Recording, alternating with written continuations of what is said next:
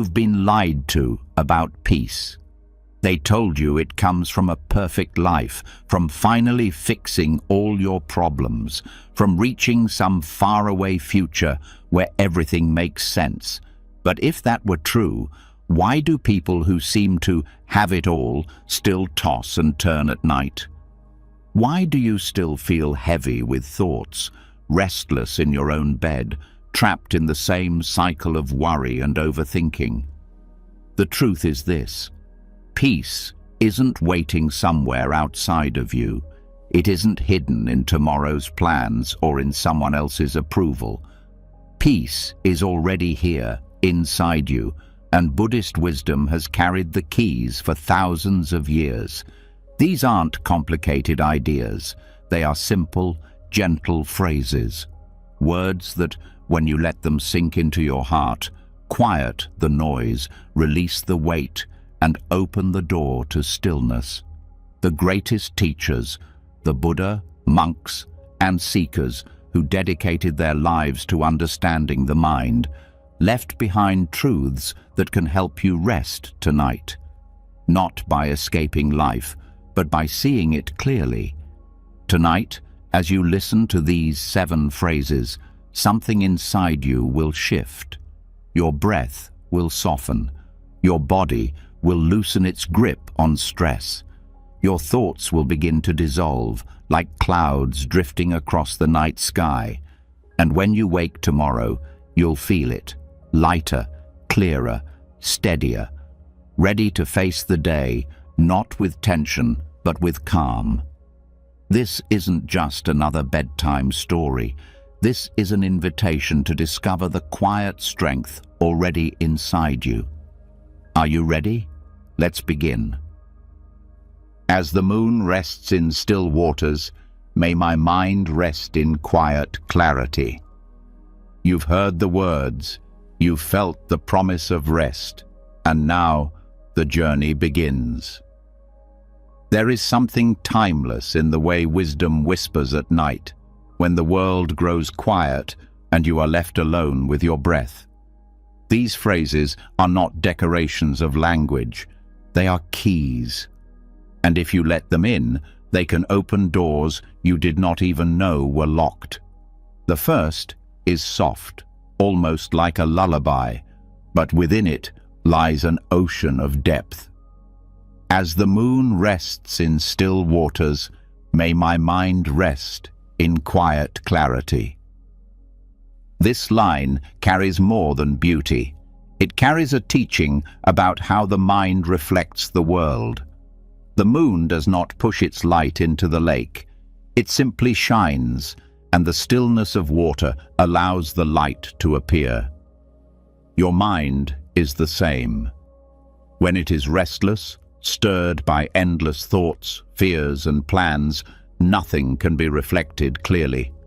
Everything looks broken, confused, fragmented. But when it becomes still, even for a few moments, clarity reveals itself naturally, not forced, not constructed, simply revealed. Think of how many nights you have laid down, desperate for sleep, only to find yourself turning over worries from the day. Conversations replaying, mistakes magnified, to-do lists piling higher with every thought. In those moments, peace feels like something far away. But here is the truth hidden in this phrase. You don't need to silence the world to rest. You only need to let the water settle. Thoughts will always rise, but you do not need to stir them. You do not need to fight them. Stillness does not mean absence, it means non-resistance. Just as water eventually clears when you stop shaking it, the mind clears when you stop interfering. The moon here represents awareness.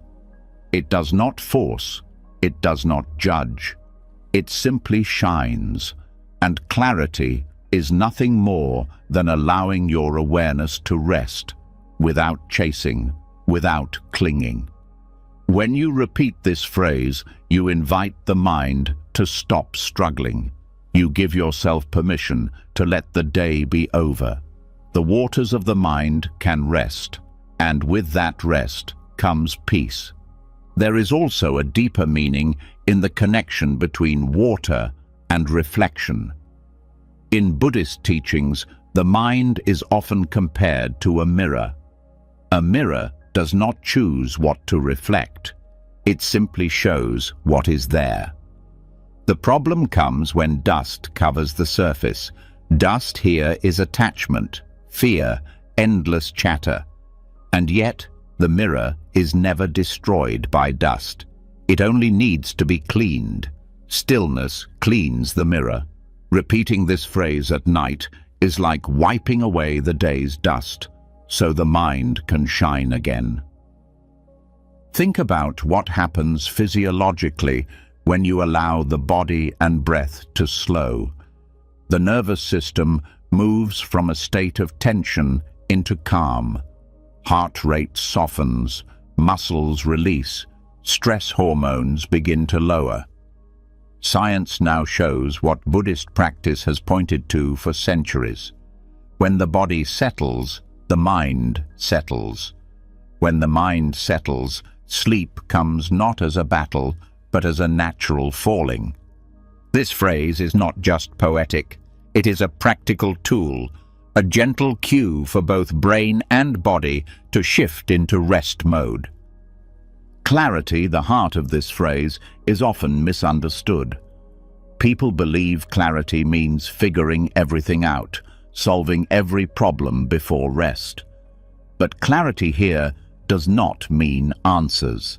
It means freedom from confusion, a space where you can see without distortion. At night, you do not need solutions, you need peace.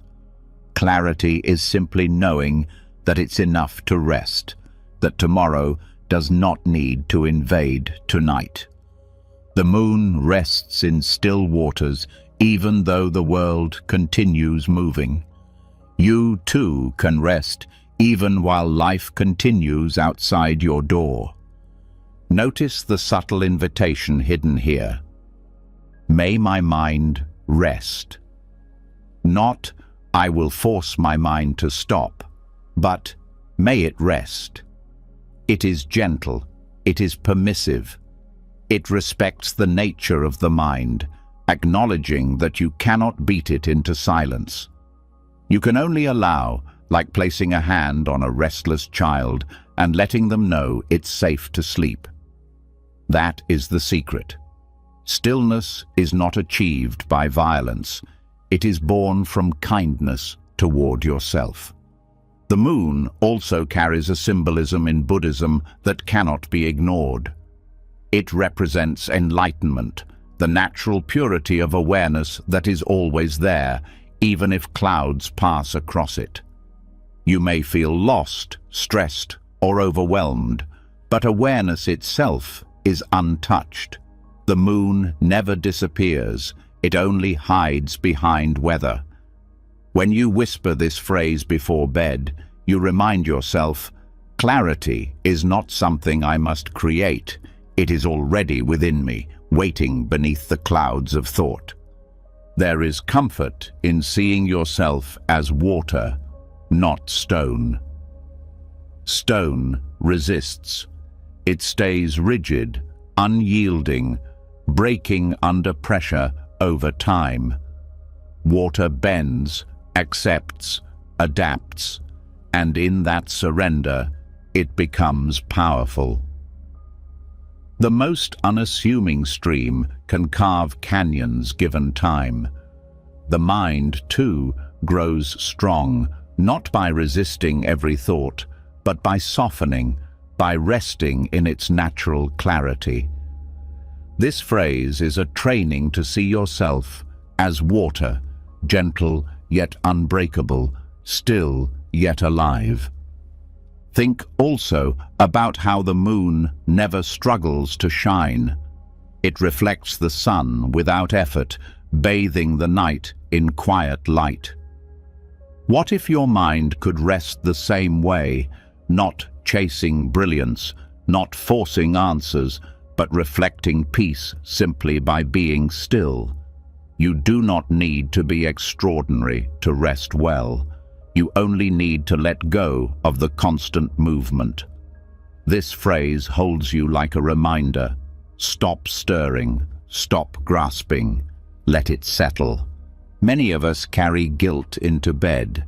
Guilt for not finishing enough, for not being enough, for saying the wrong thing, for not being stronger. That guilt keeps the waters turbulent. But here, this phrase calls you to forgiveness. The day is done. You cannot change what has already passed. To keep spinning it in your head is like throwing rocks into still water and then wondering why the reflection is broken. Tonight, let the rocks go. Let the water rest. Forgive the day. Forgive yourself. Only then will the moon of awareness appear clearly. If you stay with this phrase long enough, it becomes not just words, but a rhythm with your breath. Each inhale allows the mind to open. Each exhale releases turbulence. The body begins to respond, relaxing deeper with every cycle. Repetition is not about chanting endlessly. It is about weaving the meaning into your being until you no longer say the words. You become them. The moon resting, the waters still, the clarity quiet. You embody it. This is also an act of trust. Trust that the world will keep turning while you rest. Trust that you are allowed to let go. Trust that clarity will return when it is needed. For so many, sleepless nights are born from the illusion of control, the idea that by worrying hard enough you can prevent tomorrow's problems. But control is an illusion. The moon controls nothing, yet it lights the night. You do not need control to be safe. You need rest. This phrase helps you surrender to that truth. And there is one more layer. Still waters do not disappear into nothing. They contain depth. Beneath the surface, life is moving, unseen but real. When your mind rests in quiet clarity, you do not lose your depth, you connect to it. Creativity, intuition, emotional healing, all these rise from stillness, not from chaos. By repeating this phrase, you are not emptying yourself. You are reconnecting to the deepest part of yourself, the part untouched by noise. It may feel strange at first to rest with words instead of chasing thoughts, but let the words be like a handrail, guiding you down into calm. As the moon rests in still waters, may my mind rest in quiet clarity. Each time you return, it is another ripple fading away, another cloud passing the moon, another knot untangling in your chest. Until finally, stillness is not something you try to achieve. It is simply there. The breath that leaves me tonight carries away all burdens of the day. And as the waters of the mind grow still, clarity itself becomes a gentle companion, not forced, not chased, but present in its own quiet way. Yet peace is never only about stillness. It is also about release. There is a truth that touches everyone who lies awake at night. The weight of the day follows us, clinging to the body, tightening in the chest, pressing down on the thoughts. What if rest could mean more than lying down? What if rest could mean letting go? This is where the next phrase enters with the softness of breath and the power of release. The breath that leaves me tonight carries away all burdens of the day. The act of breathing has been taken for granted by nearly everyone. It is the most constant rhythm in your life, and yet rarely noticed. And here lies the secret. When breath is ignored, the body holds tension. When breath is noticed, the body finds release. Each exhale is not only an exchange of air, but a natural letting go. The lungs draw in the weight of the world and then release it, cycle after cycle, without demand, without struggle. This phrase calls you to trust that simple truth. Every exhale is a carrier, a vessel that can take with it what you no longer need to hold. In the Buddhist tradition, the breath is more than air. It is life itself, prana, chi, the constant reminder of impermanence. Every breath you take proves that life is here, and every breath you let go proves that holding on is never permanent. When you repeat these words at night, you are not forcing burdens away. You are entrusting them to the natural wisdom of the breath. Just as leaves fall from a tree in autumn, burdens can fall from you through the exhale, one by one, without needing to be picked apart or analyzed. Think of the body at the end of a long day. Muscles tight from effort, mind scattered from decisions, heart heavy from conversations and emotions. In that moment, the exhale is not just a bodily function, it is medicine. Research shows that slow exhalations activate the parasympathetic nervous system, lowering blood pressure, slowing heart rate, sending signals of safety throughout the body. That is no accident. It is proof that your own breath carries within it the power to heal, the power to release. This phrase aligns perfectly with that truth. Every burden has a path out, and that path is the breath that leaves tonight. Burden itself is not only physical, it is mental weight, the replay of mistakes, the worry for tomorrow, the constant whisper that you did not do enough. These burdens do not dissolve through thinking, they dissolve through surrender. The mind will hold on as long as you let it, but the breath does not cling. The breath has no memory. It arrives, it leaves, and it never asks to stay. This is why repeating this phrase creates a shift. It teaches the body and mind together that release is natural. To let go is not failure, it is alignment with the truth of life. There is an ancient teaching that suffering often comes not from what happens, but from holding on too tightly. We carry the sting of words said long ago. We replay fears of what has not yet come. And yet, the body itself shows us another way. You cannot inhale forever. The body demands you let go. This phrase reminds you that in every exhale, there is wisdom. The burdens of today do not need to cross into tomorrow. The night is a border, and the breath is the messenger that carries them away, dissolving them into silence. To practice this deeply, notice how each exhale feels as it leaves you. The chest softens, the shoulders fall, the belly releases. With awareness, even subtle tension begins to unravel. Some carry their stress in the jaw, some in the back, some in the heart. Wherever it hides, the exhale reaches it. With each cycle, it is as though threads of heaviness are being loosened until the burden itself has no grip. You do not push it out, you let the breath carry it, like a river carrying leaves downstream. And there is something profound in knowing that you do not need to solve your burdens to rest. Many lose sleep because they believe they must think their way out of every problem. But rest does not require solutions. It requires release.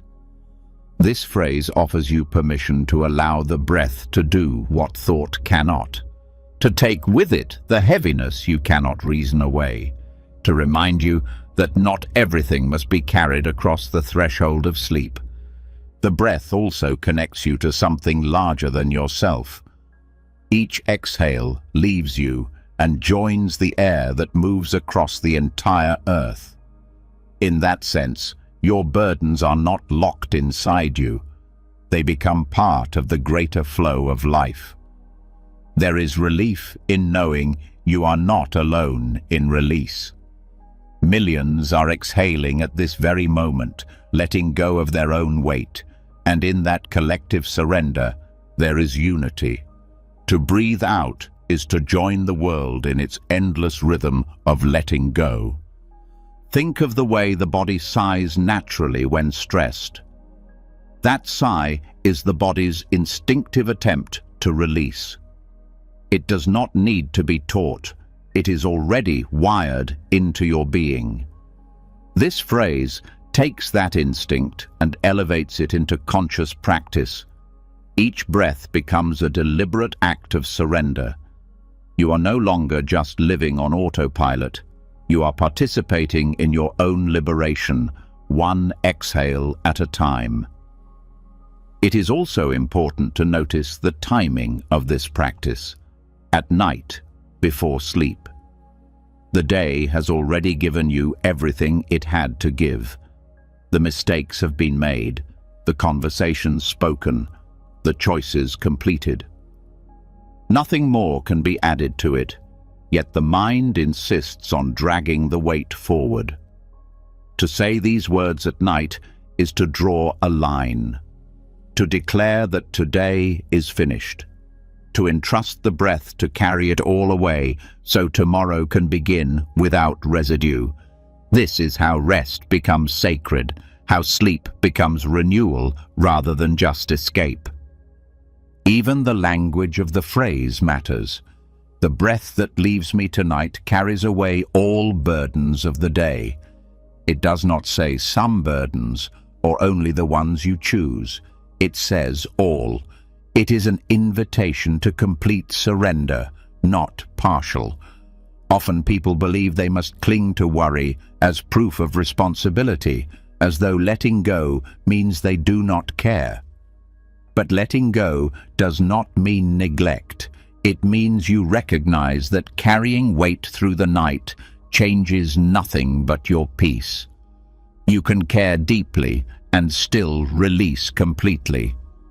The exhale teaches this balance better than any philosophy.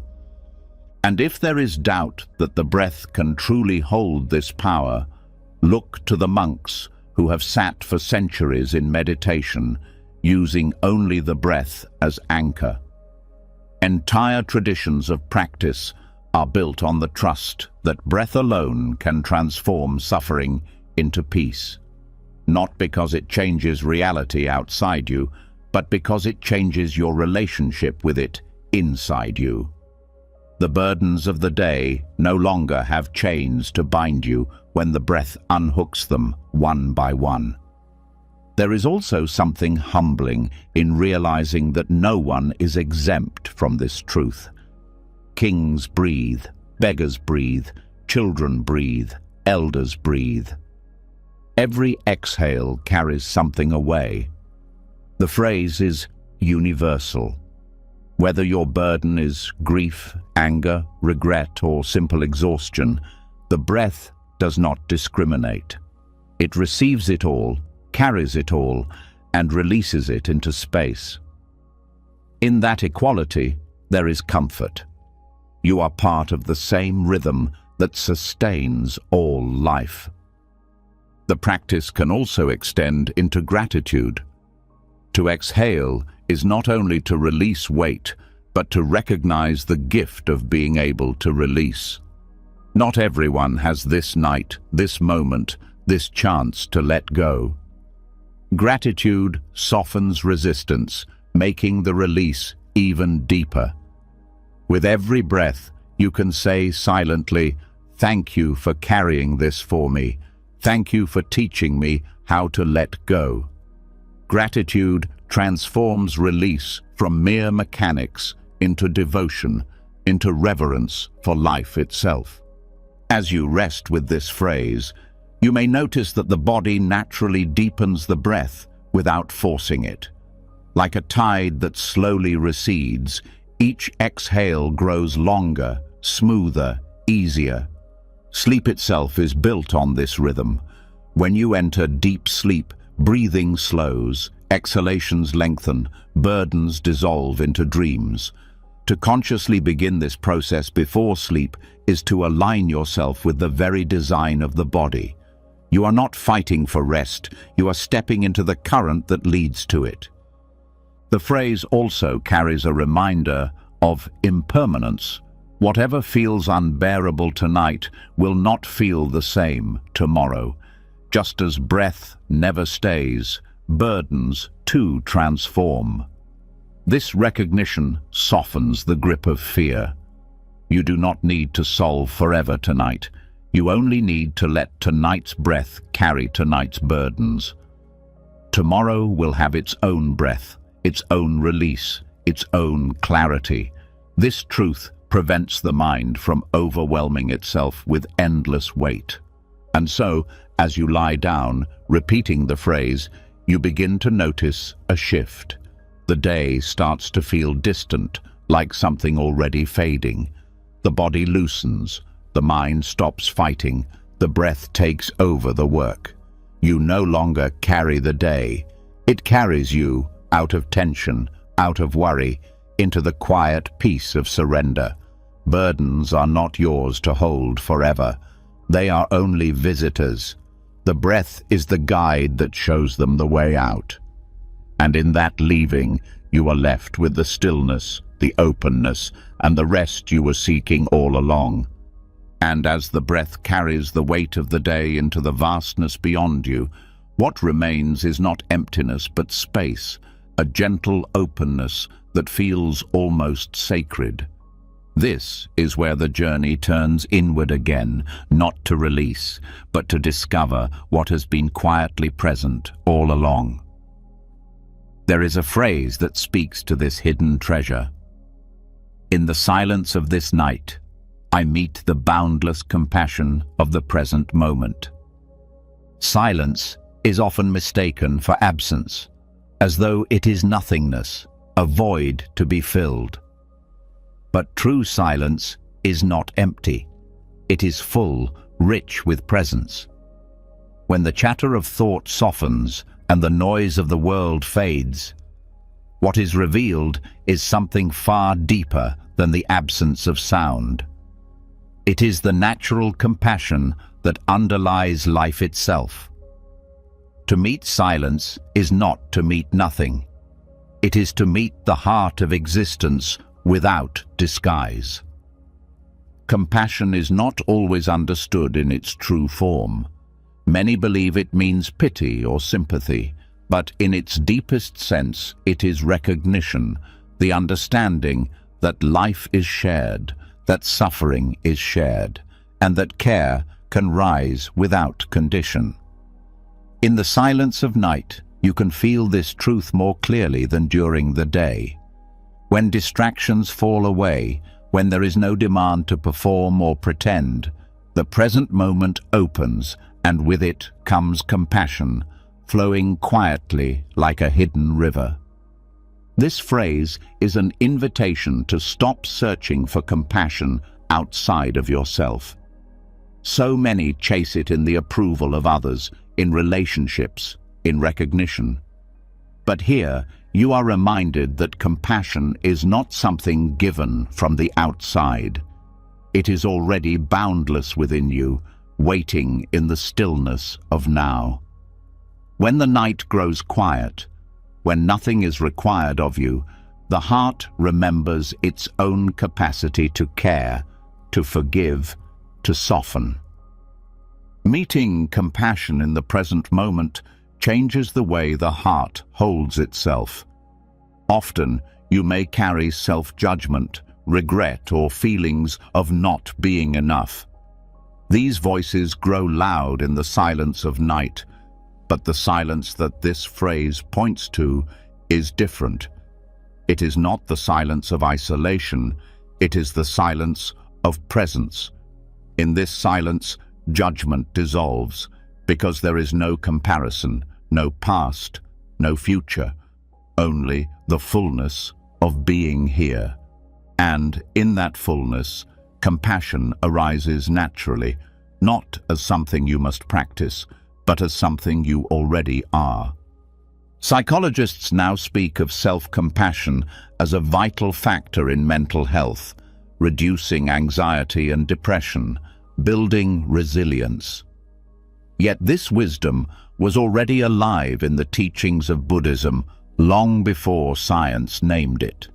When you enter the present moment fully, when silence holds you, you begin to treat yourself with the same tenderness you would offer a child or a friend. The harshness of the inner critic softens, and in its place comes understanding, patience, forgiveness. This is the boundless compassion of which the phrase speaks. The present moment itself is boundless because it is never divided. Past and future are creations of thought. Right now is the only reality, and within it lies an infinity that the mind cannot grasp. When you rest in that boundless space, compassion is not limited by conditions. You do not have to earn it. You do not have to deserve it. It is simply here, available, flowing without end. To meet it is to remember your own nature. There is also a subtle teaching here about the relationship between silence and compassion. Many believe compassion must be loud, expressed in action, in words of comfort, in visible help. But some of the deepest compassion is silent. A quiet presence beside someone in pain. A hand resting on your shoulder with no words at all. The night itself holds you in that kind of compassion. It does not speak. It does not try to fix you, but its stillness offers a kind of embrace. When you listen deeply, you realize that you are already being cared for by the silence itself. This is why stillness at night can be so transformative. During the day, noise drowns out this natural compassion. Responsibilities pull you outward, judgments rise, the mind races. But at night, with silence as a companion, the boundaries fall. You begin to notice not only the tenderness within yourself, but also the tenderness of the moment itself. Life is not against you. The present moment does not reject you. It receives you exactly as you are. This realization is what allows true rest to begin. And when compassion arises in the present moment, it does not stop with yourself. It begins to extend outward, effortlessly. You sense the struggles of others, and instead of irritation or indifference, you feel connected. Even in silence, you know that countless others are lying awake, carrying their own burdens. And in that recognition, your heart opens. Compassion flows outward, even without action. It is not something you do, it is something you allow. There is a story from Buddhist tradition of Avalokiteshvara, the bodhisattva of compassion, who vowed to listen to the cries of all beings. His compassion was said to be boundless, reaching every corner of suffering. When you rest in the silence of night, meeting the present moment fully, you touch that same boundlessness within yourself. You may not save the world, but you can release the tightness in your heart and open to care without limit. This is not mythical. It is practical. Each time you let go of judgment, each time you rest in presence, compassion becomes your natural state. Silence also teaches humility. When you sit in the quiet of night, You realize how vast the present moment is and how small your worries are within it. This does not dismiss your struggles, it puts them in context. The silence of now stretches beyond every story, every fear. To meet that silence is to realize that compassion is not just something you offer, it is something you receive from the very fabric of existence. You are not alone. The universe itself, in its quiet presence, is compassionate. Breath can guide you here as well. When you sit with silence, notice the way breath anchors you. Each inhale welcomes you into the present. Each exhale softens you into release. Within that rhythm, silence deepens. It is not a silence of emptiness, but of fullness, full of care, full of life, full of connection. And in that fullness, compassion is no longer an effort. It is a natural blossoming. Meeting boundless compassion also shifts the way you see others in your daily life. When you know what it feels like to rest in silence and touch the depth of presence, you begin to recognize that same depth in others, even when they are caught in noise. Instead of reacting with anger or impatience, you see the shared humanity, the shared suffering, the shared longing for peace. The silence of night trains your heart to respond differently in the noise of day. And this compassion is not sentimental, it is strong. True compassion does not collapse under the weight of suffering, it holds it with steadiness. When you rest in silence, you realize you are capable of holding far more than you believed, not by effort, but by openness. Boundless compassion is not fragile, it is vast, expansive, unshaken. Meeting it in the stillness of night teaches you that your heart is stronger than you thought, softer than you knew, and deeper than you ever expected. This phrase, repeated at night, becomes a practice of remembrance. Each time you say it, you remind yourself that silence is not an enemy, that the present moment is not empty, and that compassion is not something distant. You meet it here, now, again and again, and each meeting deepens the well until eventually compassion flows naturally, even when you are not aware of it. That is the transformation waiting within these words. In the end, the silence of night is not something to be feared or filled. It is a sanctuary. And within that sanctuary, compassion is the guest who has been waiting for you all along. To meet it is to rest, not just the body, but the heart. To recognize it is to know that peace does not come from escape, but from presence. And to trust it is to discover that even in the darkest night, there is a light that does not fade, the light of boundless compassion, always here, always waiting in the present moment. And when silence opens into compassion, the heart begins to soften in ways that words cannot fully capture. There is a tenderness in realizing that even your deepest struggles are held in an embrace larger than yourself. Yet compassion also carries a quiet reminder: nothing lasts forever. Pain fades, joy shifts, moments dissolve into the next. To resist this truth is to suffer, but to rest in it is to be free. That is where the next phrase guides us, with the beauty of nature itself as teacher. Like petals closing at dusk, I fold into the gentle embrace of impermanence. There is something deeply calming in recognizing that the world is always moving, always changing. Flowers bloom and flowers close. The day rises and the day falls. The body strengthens and the body weakens. This cycle is not cruelty, it is rhythm. And when you learn to fold into it rather than fight against it, rest comes not from control, but from surrender. Impermanence often sounds harsh, as if it takes away everything you love, but the truth is softer than that. Impermanence is what allows beauty to exist in the first place. A flower is precious because it does not last forever. A sunset moves you because you know it will fade. The laughter of a child is sweet because it belongs to a moment that cannot be repeated.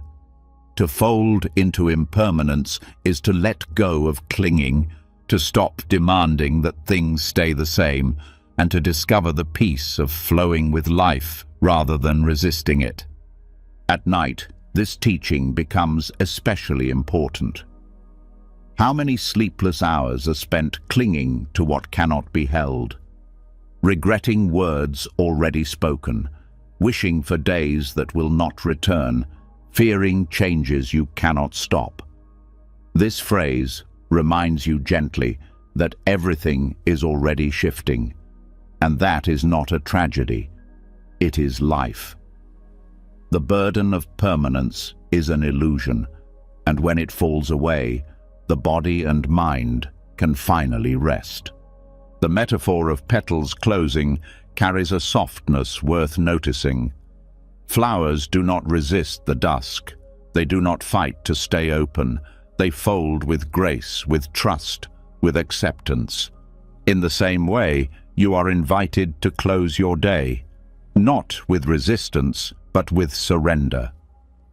To accept that this day is ending, that its joys and struggles are complete, and that you too can fold gently into the night.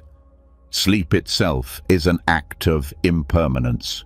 You release consciousness, you surrender control, and yet life continues to hold you.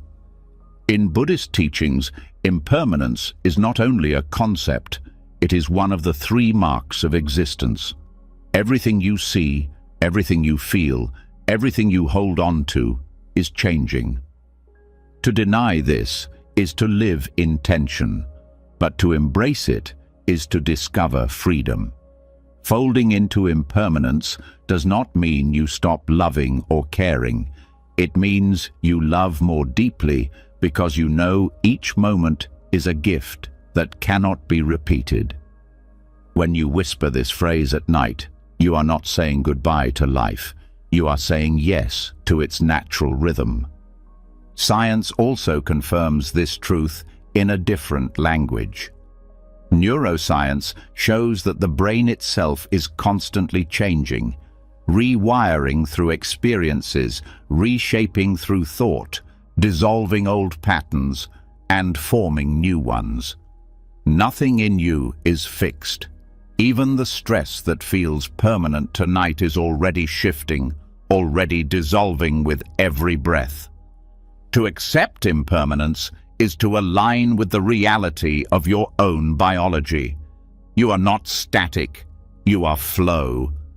The fear of impermanence often comes from attachment, the belief that happiness depends on holding on to what is pleasant and avoiding what is painful.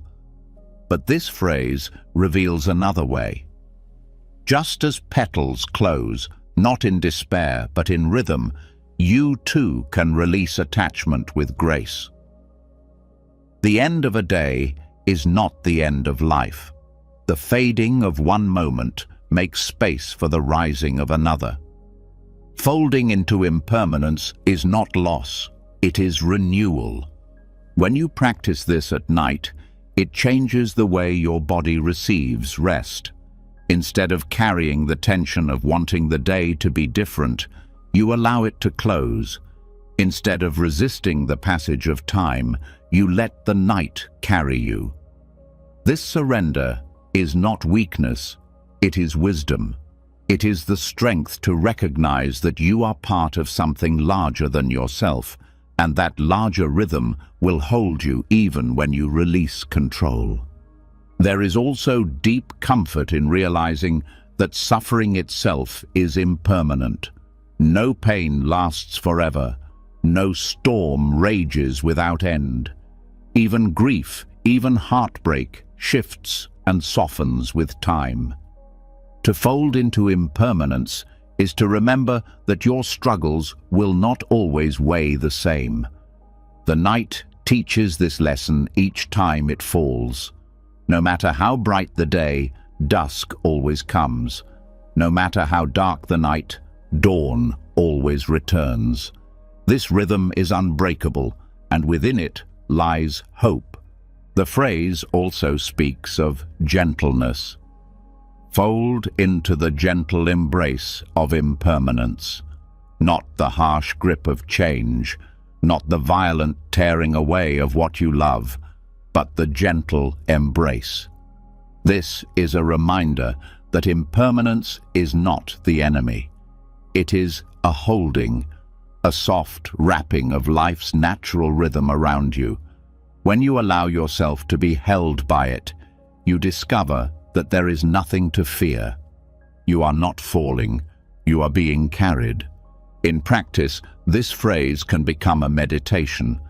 As you lie in bed, think of the day as a flower. Its petals have opened fully, showing you its colors, its fragrance, its lessons. Now, as night falls, those petals close. You do not need to force them, you do not need to resist them. You simply let them fold. In that folding, there is rest, and in that rest, there is renewal. Impermanence also reveals the value of presence. When you know that every moment is passing, you stop taking it for granted. You pay attention more deeply. Even in the quiet of night, even in the stillness of lying down, you begin to notice the subtle beauty, the breath, the softness of the sheets, the stillness of the room. These simple details become treasures because you know they too will pass. Folding into impermanence makes every moment luminous, even the most ordinary. There is another teaching hidden here. Just as you fold into impermanence at night, you can also fold into it in life. Relationships change, seasons shift, bodies age, identities evolve. To fight these changes is to exhaust yourself endlessly, but to fold into them is to move with the rhythm of life rather than against it. The petals of your own being open and close in countless ways across a lifetime. To rest in impermanence is to see this not as loss, but as growth. At night, this practice becomes even more powerful because sleep itself is a rehearsal for impermanence. You let go of the day, of identity, of control. You surrender into a state you cannot grasp or command. And yet, you trust it. You trust that you will wake. This is the same trust impermanence asks of you in life. To know that endings are not final, but openings in disguise. To surrender is not to disappear, but to return renewed. Folding into impermanence also brings humility. It reminds you that no matter how tightly you try to hold on, you are part of a larger flow. You are not the master of time, you are a participant in it. And when you accept this truth, a great weight lifts. You no longer need to fight every change, to resist every shift. You can rest, knowing that life itself is carrying you forward, just as dusk carries the flower into rest without its effort. When you repeat this phrase before sleep, let it be more than words. Let it be a practice of release. Feel the body soften as you give permission for the day to close. Feel the mind loosen as you accept that nothing is permanent, not even your worries. Feel the heart open as you recognize that impermanence is not taking from you. It is teaching you how to live fully, how to rest deeply, how to love without clinging. In this way, the phrase becomes a doorway. You step through it each night, leaving behind the struggle to control, entering the embrace of a rhythm larger than yourself. Petals close, day ends, mind softens, body rests. And in that folding, there is no fear, only peace. Impermanence does not destroy, it renews. And when you let yourself be held by it, you discover that rest is not just the absence of activity. Rest is alignment with the very truth of life, that everything passes, and in that passing, everything becomes precious. And when the petals close into the quiet rhythm of impermanence, the heart learns something vital. Release is not loss, but the beginning of peace. The day has folded, the body has softened, the truth of change has been welcomed. Yet even in this acceptance, thoughts often linger, clinging like threads of mist that refuse to disappear. They rise in the stillness of night, memories, worries, fragments of conversation, and they hover until the mind feels clouded once more. This is where the next phrase carries its wisdom like a breath of dawn. Each thought dissolves like mist at dawn, ungrasped, unchained, at peace. There is a kind of mercy in seeing thoughts for what they are, transient, fleeting, without substance of their own. Just as mist drifts across the morning fields and then vanishes as light breaks through, thoughts have no permanence. They appear, they shift, they dissolve. Yet most of the suffering comes when we treat them as solid, when we hold them as if they were permanent realities rather than passing appearances. This phrase is a reminder that you are not bound to the mist. You are the dawn. To understand this more deeply, look closely at the nature of thought. A thought is a spark in the mind, born from memory, habit, or sensation. Left alone, it rises and falls naturally. But when clung to, when repeated, when fed with attention, it thickens into fog. Sleep becomes difficult, not because thoughts arise, but because the mind insists on holding them, turning them into endless stories. The phrase offers an antidote. Allow the thought to dissolve as mist does, ungrasped. The less you chase it, the faster it fades. This is not about suppressing or denying thought. Suppression is another form of clinging, another attempt to grasp control. Dissolving happens when you see thoughts for what they are, insubstantial, empty of weight. Neuroscience reveals that thoughts are electrical patterns, firing through neurons, creating temporary activity. They are not objects, they are processes. And just as no cloud owns the sky, no thought owns you. To rest in this truth is to experience a freedom that does not come from solving thought, but from loosening your grip on it. Unchained means recognizing that thoughts are not shackles unless you believe they are. The mind often convinces you that every thought must be engaged, answered, or resolved. But when you step back, you realize that thought is simply movement, like wind through leaves. The chain is belief. The moment you stop believing every thought is truth, the lock breaks.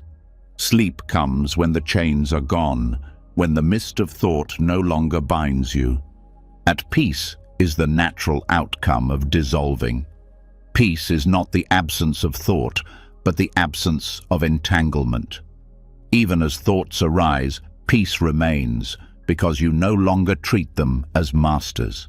You watch them come and go, like mist drifting across the valley, beautiful yet impermanent. This shift in relationship is profound. The mind, does not need to be empty to rest. It only needs to stop grasping. In practice, this phrase becomes a meditation of observation. As thoughts appear, you repeat silently, "This, too, will dissolve." You do not fight the thought. You do not argue with it. You do not push it away. You let it rest in the warmth of awareness, the way mist rests in the light of dawn, until it fades naturally. With each repetition, the habit of clinging weakens and the clarity of mind grows stronger. There is also a deeper compassion hidden here. Often you may judge yourself for thinking too much, for failing to control the mind, for being restless when you long for sleep.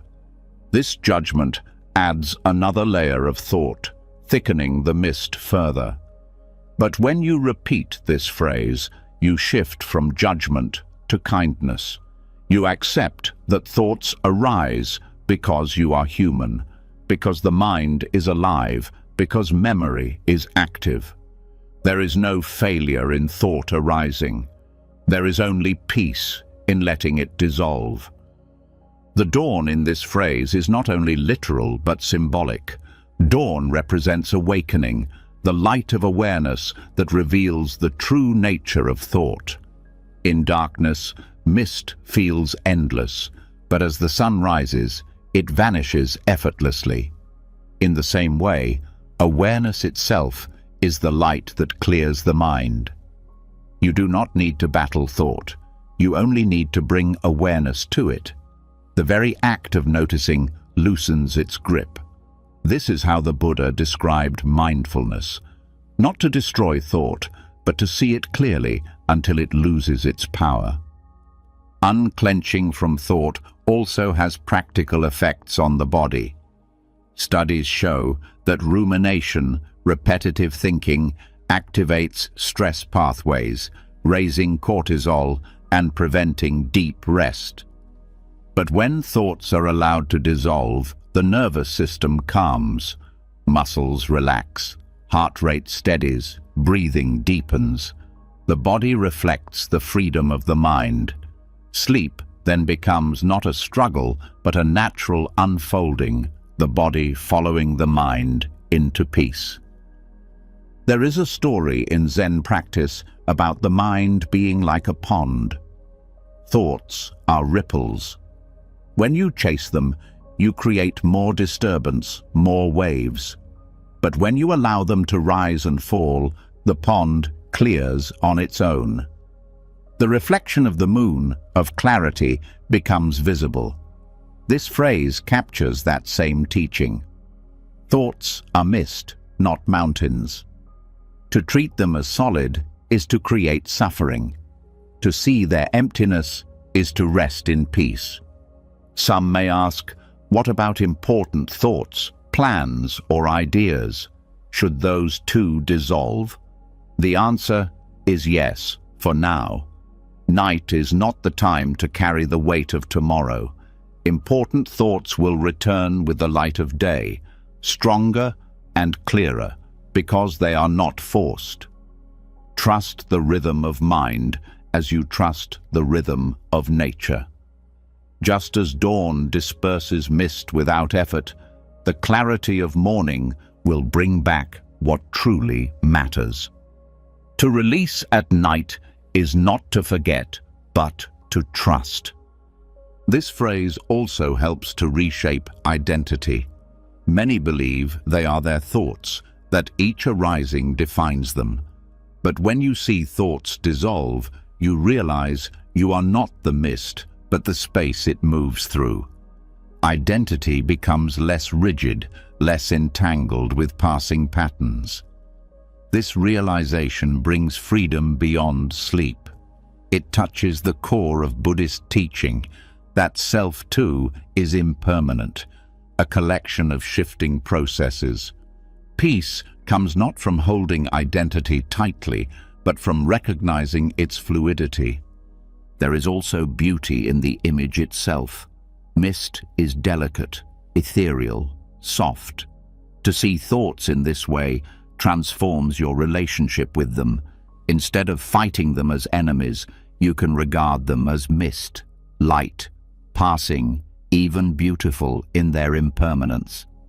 This gentleness makes release easier because what is soft can be let go without resistance. You do not need to harden against your own mind. You can soften and let it drift away. Over time, practicing this phrase at night changes the habit of thought itself. The mind begins to recognize its own patterns sooner. You notice the rise of worry before it becomes entangled. You release earlier, more easily. This is the cultivation of mindfulness in everyday life. What begins as a practice for sleep becomes a practice for freedom in every moment. Thoughts arise at work, in conversation, in solitude, and you meet them with the same truth. They will dissolve. Peace, then, is not a distant goal. It is always available in the space between thoughts, in the awareness that watches them come and go. To rest in that awareness is to live unchained. The phrase becomes more than words. It becomes a doorway into a state of being where the mind no longer controls you, where the heart rests, where the night carries you gently into sleep. And so, the teaching of mist at dawn is not about erasing thought, but about seeing clearly. Thoughts are passing weather, not the sky itself. They cannot be grasped, they cannot be chained, they cannot last. To realize this is to know freedom, to let the mind rest, and to find peace in the very place where struggle once lived. The dawn comes, the mist dissolves, and in its vanishing, you are left with the quiet clarity of being unbound. And when thoughts melt away like mist before the dawn, the mind is no longer heavy with chains. What remains is a quiet openness, a space where rest can deepen and sleep can arrive without struggle. Yet sleep is not the end of experience. Within it lie dreams, subtle reflections of the mind, carrying traces of memory, fear, and longing. The way we dream can weigh us down or lift us gently. That is why the next phrase carries such tender wisdom. May my dreams be as light as falling leaves, carried by the wind of wisdom. There is a kind of grace in this image. A leaf does not fight the air. It does not resist its fall. It releases from the branch and allows itself to be guided by the wind. In the same way, this phrase asks that your dreams be free of heaviness, not burdened by clinging or fear, but carried by wisdom, drifting softly through the night. Sleep is not only rest for the body, it is a field where the mind continues to wander. By shaping the quality of that wandering, you shape the nourishment that dreams can give. Dreams often mirror the state of the mind. When the mind is restless, dreams are tangled, filled with conflict or chaos. When the mind is softened, dreams can be gentle, carrying images that soothe, that heal, that restore. This phrase is an intention, a way of aligning the heart before sleep so that the world within the night becomes lighter. It is not about controlling dreams, but about releasing the weight that makes them heavy. Just as the leaf falls because it no longer clings to the tree, the mind can dream lightly when it no longer clings to the day. The lightness of falling leaves speaks to freedom from attachment. Each leaf has lived its season, drawn nourishment from the tree, offered shade and color, and now it lets go. Dreams, too, are moments of release. They do not need to carry the unfinished stories of the day. They can let go, dissolve, transform. When you repeat this phrase, you are reminding yourself that the day's burdens are not meant to follow you into sleep. You allow them to drift away so that the inner world of dreams is clear, unbound, free to flow with ease. Carried by the wind of wisdom, this part is essential. It is not any wind, not the random currents of fear or desire, but the wind of wisdom. Wisdom here means the natural intelligence of the mind when it is not clouded. It is the awareness that knows what is harmful and what is healing, what leads to suffering and what leads to peace. When your dreams are guided by this wind, even when challenges appear within them, they are met with clarity rather than confusion. Wisdom shapes the path so that even in the subtle landscapes of dreams, there is direction, there is peace. Psychologists speak of how dreams help process emotion, integrating the day's experiences into memory, making sense of what feels unresolved. But when the mind is consumed with anxiety, this process becomes distorted, producing nightmares or restless sleep. By setting the intention of lightness, you create a different condition for the dreaming mind. Instead of replaying fears, it releases them. Instead of clinging to control, it drifts freely. This is not forced, but invited. The phrase is a gentle offering to your own subconscious, a reminder that wisdom can guide even the hidden parts of you. There is also beauty in the way leaves fall together, not as one, but as many, each following its own path, carried by unseen air. Dreams, too, are countless, flickering images and sensations, each arising and fading. To wish them light is to accept their variety without clinging to any. Some may carry fragments of memory, some may be pure invention, some may dissolve before they are even known. Lightness means you do not grasp at them, you do not cling even in sleep. You allow them to come and go, knowing that their true purpose is not to trap you, but to free you. The symbolism of leaves also reminds us of cycles. A falling leaf is not an ending, it is part of renewal. It enriches the soil, feeds the roots, prepares for new growth. In the same way, dreams are part of renewal for the mind. Even when strange or difficult, they serve a purpose, helping to cleanse and restore. By aligning with the wind of wisdom, you trust that whatever dream comes, it serves renewal. Nothing is wasted. Every fragment contributes to the cycle of healing, of learning, of growth. Dreams as light as leaves also carry the teaching of gentleness. Too often, people fear dreams, dread nightmares, or cling to pleasant visions as if they must hold on to them. This creates tension even in sleep. But when you rest with this phrase, you let go of fear and attachment. You allow even nightmares to be leaves, passing, temporary, dissolving as quickly as they arrive.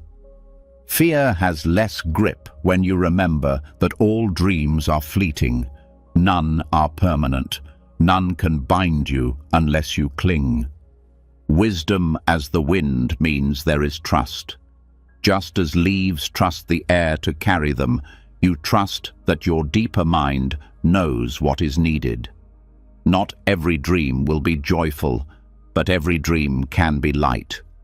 Even when difficult, it need not weigh you down. The mind, like the forest, has its own intelligence, its own rhythm. Trusting that wisdom allows you to release the need for control and let the night guide you where you need to go. This phrase also opens the door to gratitude. To dream is to be alive, to have a mind that creates, explores, reflects. Many do not remember their dreams, yet the mind still works through them, offering quiet healing.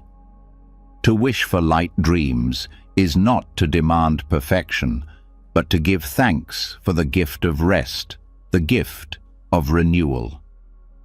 Gratitude itself makes dreams lighter, softening resistance, allowing the heart to settle more deeply into peace. In practice, repeating this phrase before sleep can become a ritual of letting go. You may feel the body sink deeper into the bed, the breath slow, the day's weight fall away. You release control, trusting that the night will do its work. This is not about forcing the mind to dream a certain way, but about offering a direction, like setting a sail. The wind carries the boat, but the sail invites the movement. The phrase is the sail, wisdom is the wind, and dreams are the journey. Dreams are also mirrors of the inner world. If the mind is harsh, they reflect harshness. If the mind is gentle, they reflect gentleness. This phrase turns the mirror toward gentleness, asking for dreams that are light, not heavy, guided by clarity, not confusion. Over time, this changes the way you wake.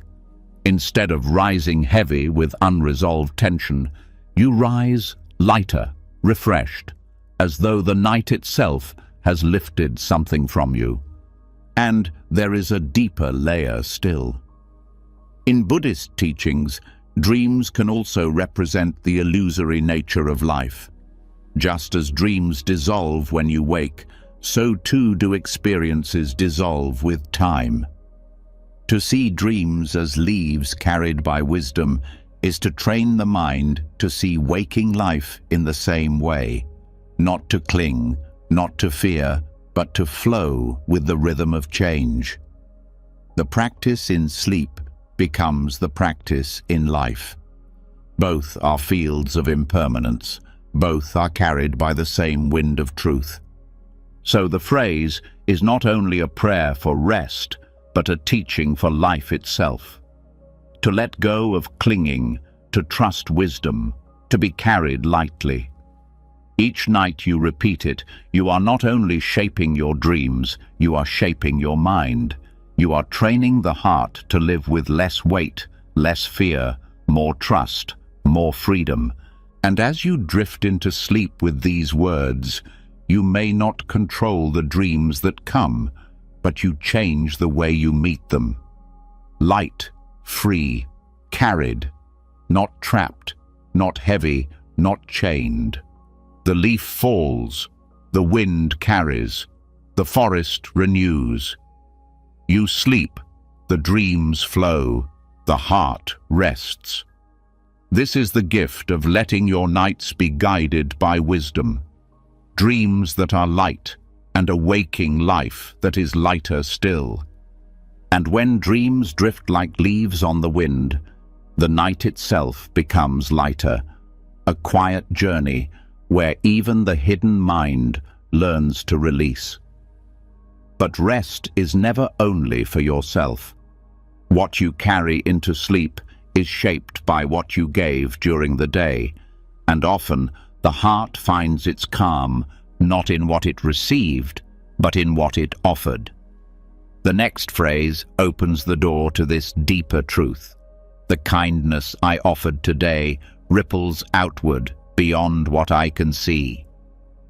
There is a quiet power in kindness that is often overlooked. A word spoken gently, a smile offered freely, a moment of patience when anger was easier. These may feel small in the moment, but they do not vanish. They ripple, moving through others, touching lives in ways you may never witness. This phrase reminds you that the day does not end when you close your eyes. Its energy continues, carried forward through the impact of your choices. To rest in this awareness is to rest in meaning. The image of ripples is important. When a stone touches water, its circles expand outward without effort, moving further than the eye can follow. Kindness works the same way. The one who receives it may carry it to another, and that one to another still. It spreads silently, without announcement, and yet it has the power to transform entire environments. To reflect on this before sleep is to find peace in knowing that your day mattered, that your actions carried weight beyond your sight. Often people underestimate their influence, believing that only grand gestures change the world. But compassion is not measured in scale, it is measured in sincerity. A kind act to one person can shift the tone of their entire day and, in turn, change how they treat those around them. The ripple grows not because you forced it, but because kindness has its own momentum.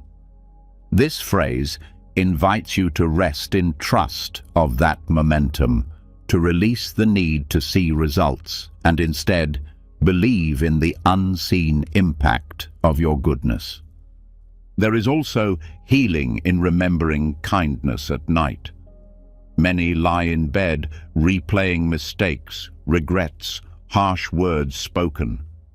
The mind clings to negativity, overlooking the gentle moments that also defined the day. By repeating this phrase, you redirect the mind's focus. You remind yourself that the day was not only burden, not only error. It held light as well. This shift changes how you enter sleep. Instead of being weighed by guilt, you are lifted by gratitude for what you were able to offer. Kindness, in this sense, is not about perfection. It does not mean you were flawless today, only that you gave what you could. Even the smallest gestures count. Holding a door, listening without interruption, speaking softly when you could have been harsh, all of these ripple outward. This phrase invites you to see the quiet beauty in those small moments, to know that they matter, even if no one thanked you, even if no one noticed. Their effect continues, carried forward in ways you will never fully know. Psychology has shown that kindness benefits both giver and receiver. Acts of care release oxytocin, lower stress, and strengthen emotional resilience. To reflect on kindness before bed is to feel those benefits twice, once in the act itself, and again in the remembering. It is as though the ripples return to you, soothing the nervous system, calming the heart, preparing the body for rest. Sleep comes easier when you know that your presence in the world has created goodness. There is also a deep alignment here with Buddhist teachings. In Buddhism, generosity and compassion are not just virtues, but practices that create positive energy or merit, which continues long after the act. It is said that a single moment of genuine kindness can outweigh countless selfish actions because its impact does not stop with one person. It moves into the fabric of life itself. This phrase, repeated at night, connects you to that teaching. It reminds you that every act of care plants a seed, and seeds grow whether or not you see the fruit. Resting in this truth changes the way you see yourself.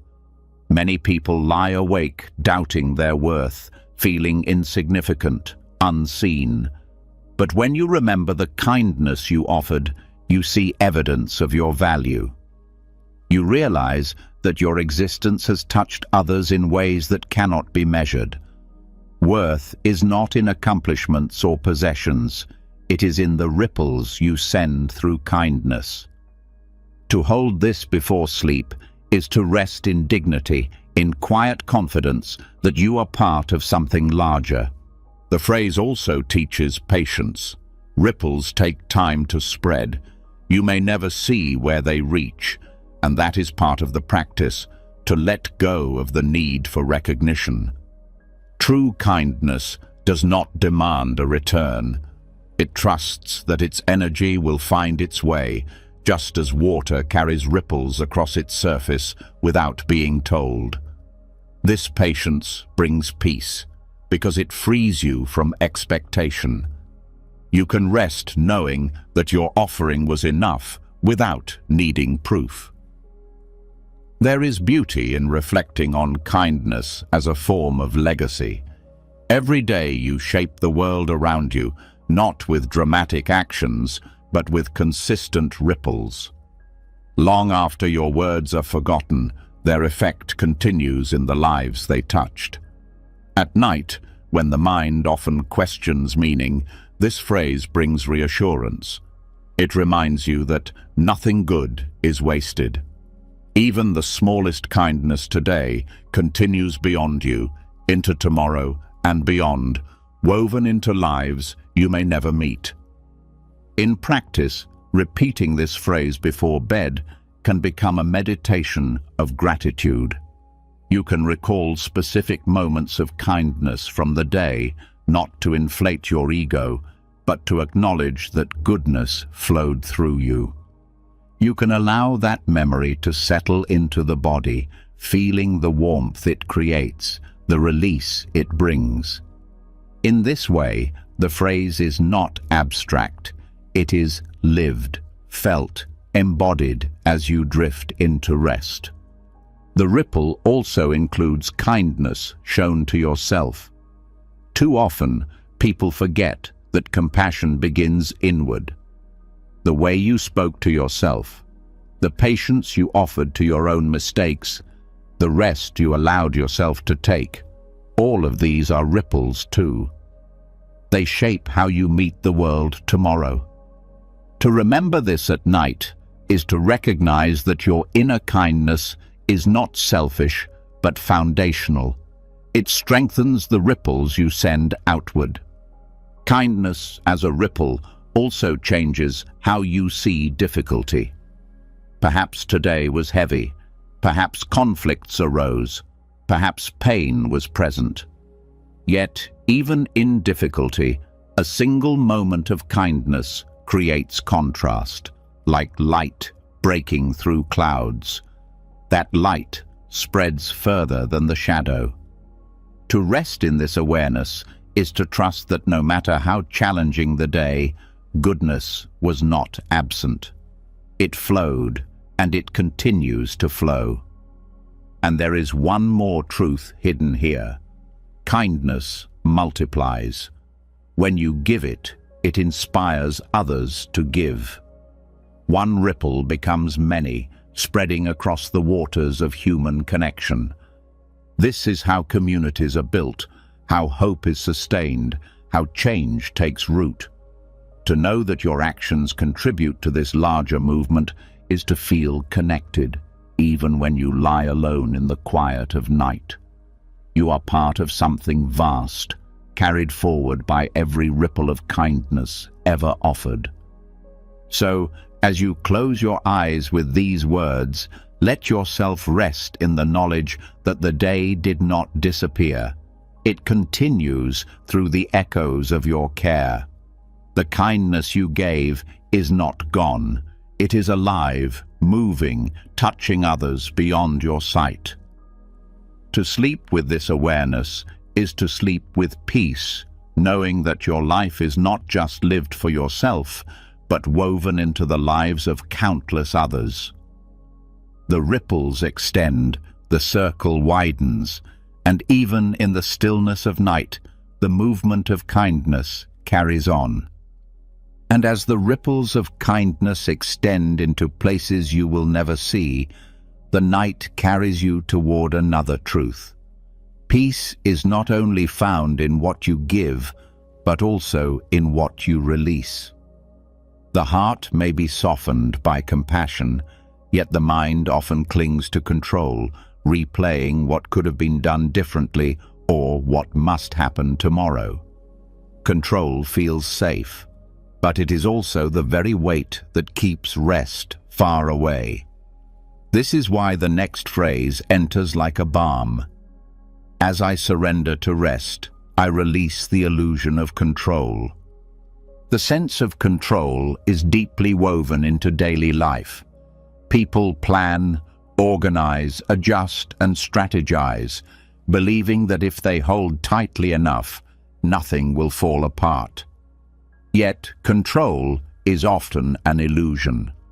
Weather shifts, people change, outcomes unfold in ways no one predicted. The tighter the grip, the greater the exhaustion. At night, this exhaustion shows itself most clearly when the body longs to rest, but the mind refuses to release its grip. This phrase offers a new path: surrender not as defeat, but as liberation. To surrender to rest is not weakness. It is an act of wisdom, a recognition that the body already knows what to do. Sleep is not forced. It arrives naturally when you stop interfering. The same is true for life itself. Many struggles are born not from what happens, but from the insistence that life obey a personal script. By repeating this phrase, you remind yourself that control is not needed for safety, that rest comes when you trust the natural rhythm of existence. Releasing the illusion of control is also about softening fear. The mind tells endless stories. What if tomorrow fails? What if mistakes return? What if things collapse? These fears keep the grip tight, but in truth, no amount of clinging prevents change. What prevents peace is the belief that clinging is necessary. When you surrender, you discover a freedom greater than safety, the freedom to rest without conditions, to know that even if tomorrow brings challenge, tonight can still bring peace. Science supports this in its own way. Studies show that hypervigilance, the need to stay alert and in control, disrupts deep sleep. The nervous system remains in a state of tension, as though guarding against imagined threats. But when the body receives the signal of surrender, when the mind releases control, the parasympathetic system engages. Muscles relax, heart rate slows, hormones shift toward balance. Control was never the guardian of rest. Release was. The illusion of control is particularly visible at night because there is nothing left to do. The tasks are complete, the conversations ended, the opportunities of the day closed.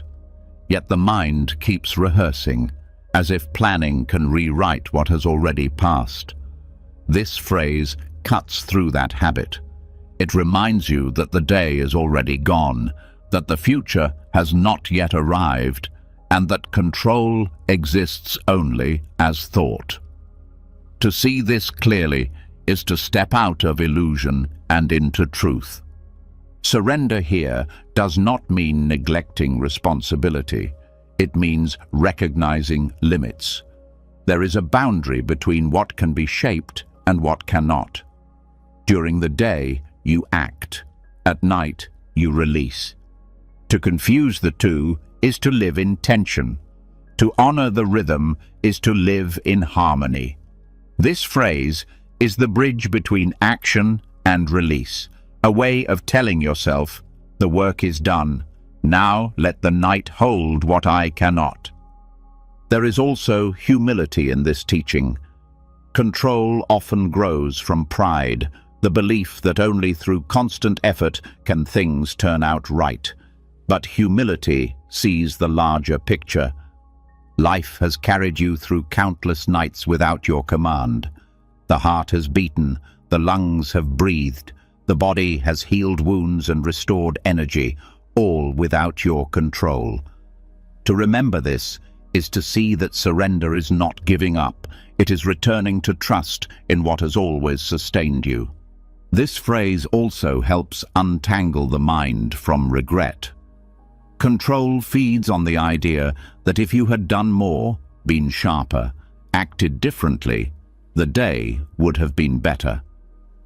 But regret is just another illusion of control, an attempt to rewrite the past through thought. When you say these words, you remind yourself that the past no longer belongs to you. It has dissolved, just as dreams dissolve in morning light. Rest begins when you release the need to carry yesterday into tonight. The release of control also changes how you meet the unknown. Many resist sleep because it feels like a kind of surrender to the dark, a step into a space they cannot direct. But sleep itself is the teacher of this truth. You do not choose when it begins, you do not command when it ends. You fall into it, and it carries you. The same is true of life's larger flow. To surrender is to live in alignment with that truth, to recognize that not everything needs your hand on it to unfold as it should. This teaching is echoed in countless spiritual traditions. In Buddhism, the idea of non-attachment is central, the understanding that clinging creates suffering, while release creates peace. In Taoist wisdom, the principle of Wu Wei teaches effortless action, trusting the current rather than forcing against it. In the Stoic philosophy, there is the distinction between what is within your control and what is not. Across cultures, the message repeats. Freedom comes not from control, but from knowing when to release it. Repeating this phrase before bed becomes an act of self-compassion. It tells your body, you no longer need to fight. It tells your mind, you no longer need to solve. It tells your heart, you no longer need to carry. These reminders shift the entire inner world, creating the conditions where rest is not a struggle, but a return. Each night becomes a rehearsal for trust, each repetition a loosening of chains. Even in daily life, this practice extends. When you learn to release control at night, you begin to release it during the day. You meet setbacks with less panic, conversations with more patience, outcomes with more grace. The illusion weakens, and in its place arises a steady calm, a confidence not in your control, but in your ability to meet life as it comes. The phrase also speaks to love. Control often arises in relationships, the urge to shape how others behave, how they respond, how they live. But true connection is not built on control, it is built on freedom. When you release control, you give others the gift of space, of authenticity, and in return, you find that your own heart rests more easily, no longer burdened by the impossible task of managing another's path. Finally, there is deep comfort in knowing that surrender is not the end of power, but the beginning of wisdom.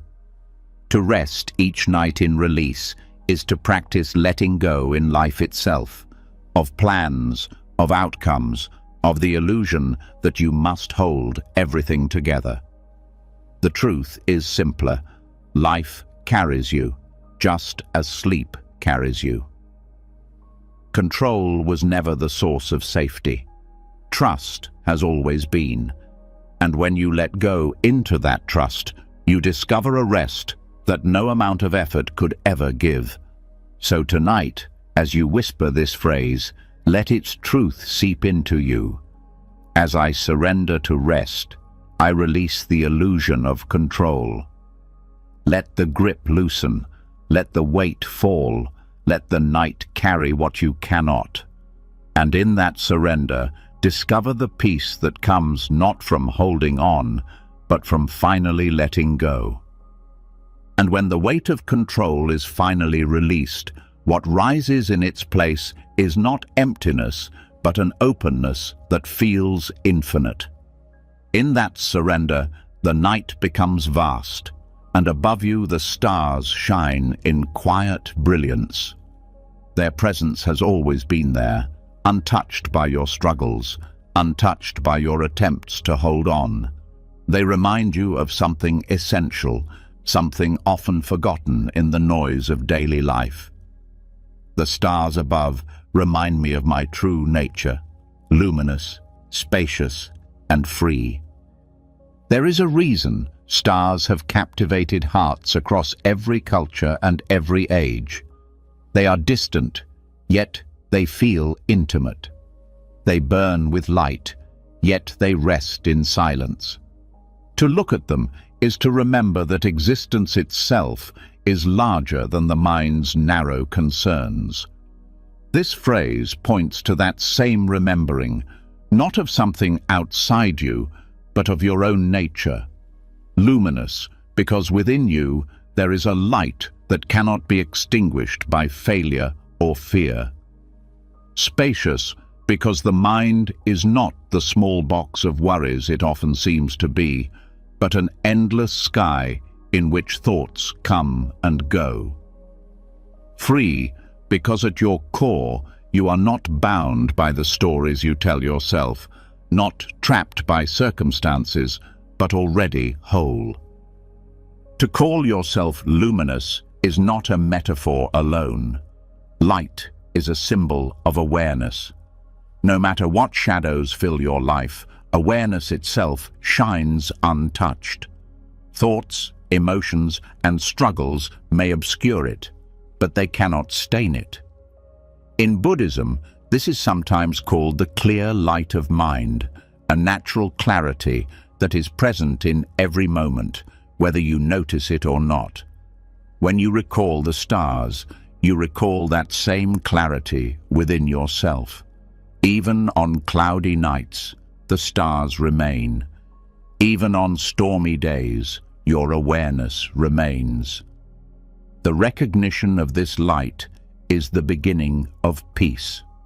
Spaciousness speaks to the boundless quality of mind. When caught in worry, the mind feels cramped, suffocating, as if there is no room to breathe. But when you step back, when you notice awareness itself rather than the objects within it, a vastness opens.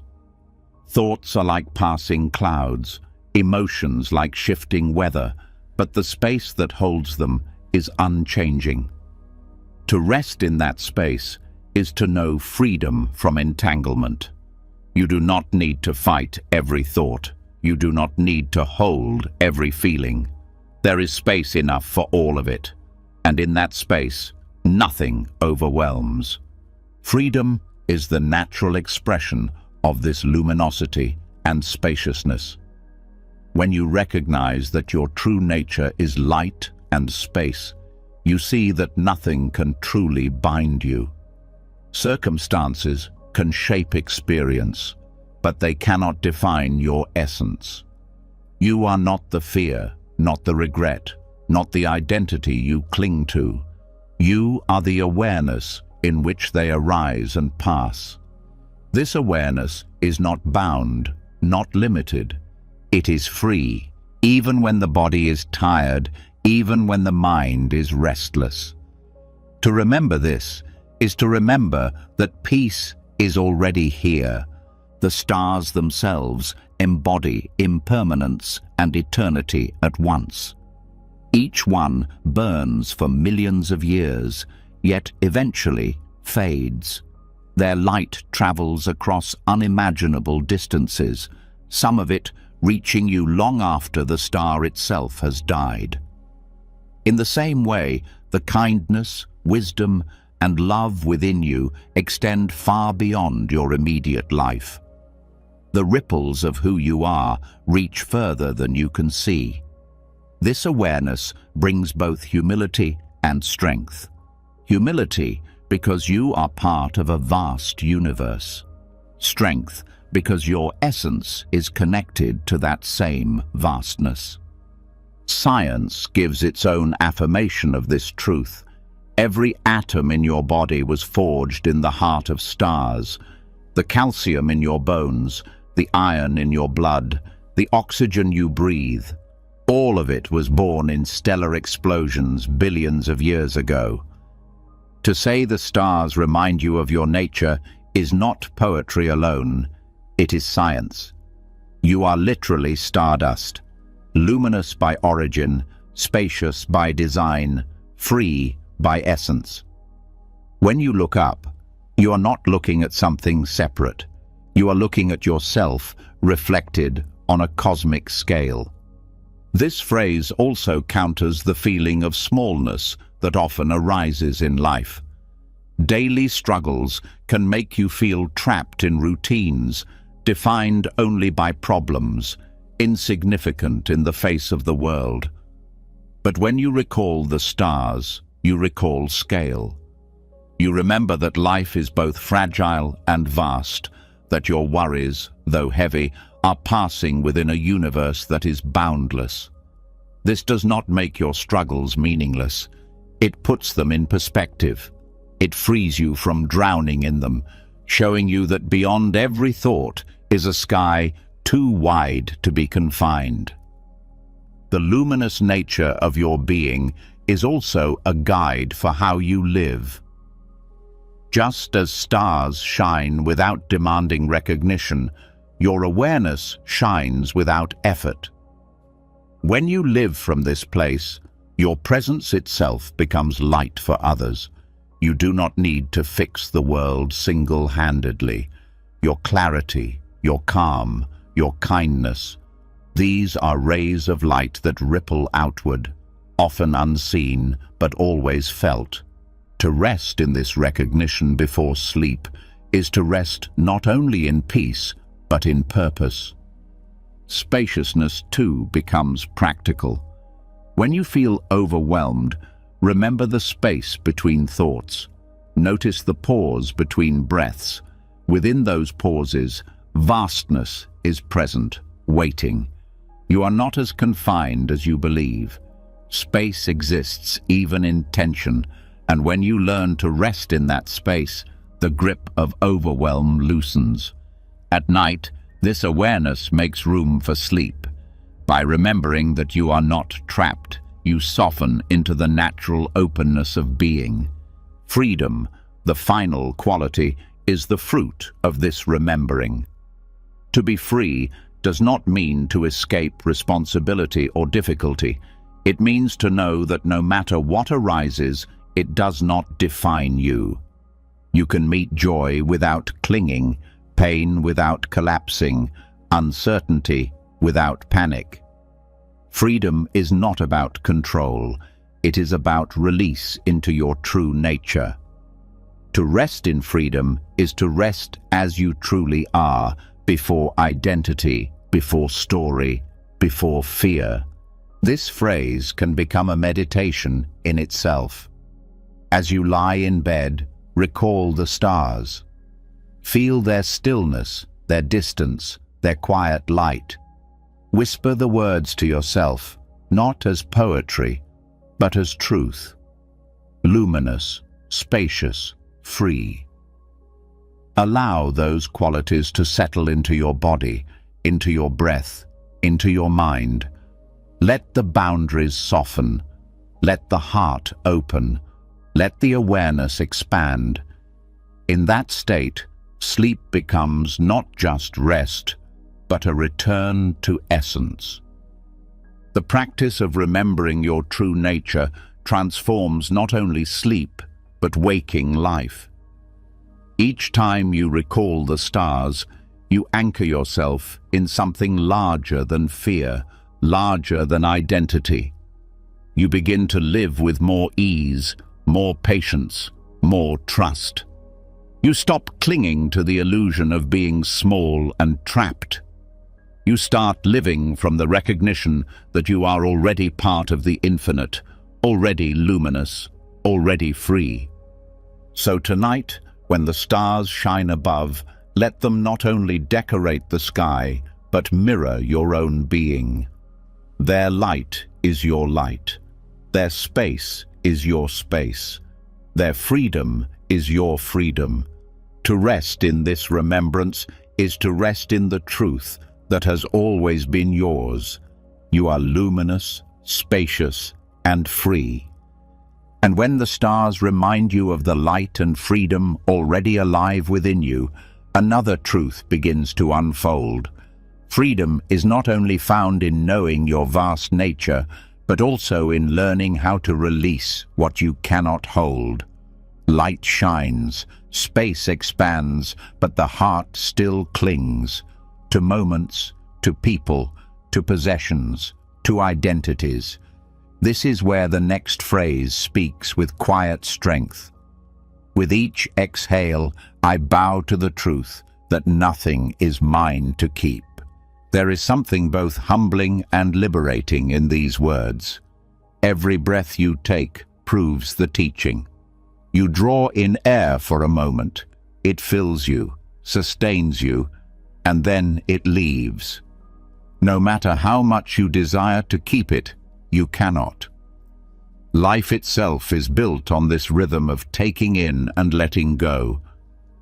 To bow with each exhale is to honor this truth, to align your body and mind with the reality that all things, no matter how precious, pass through you. Clinging is the source of much suffering. The mind wants permanence, wants security, wants possession.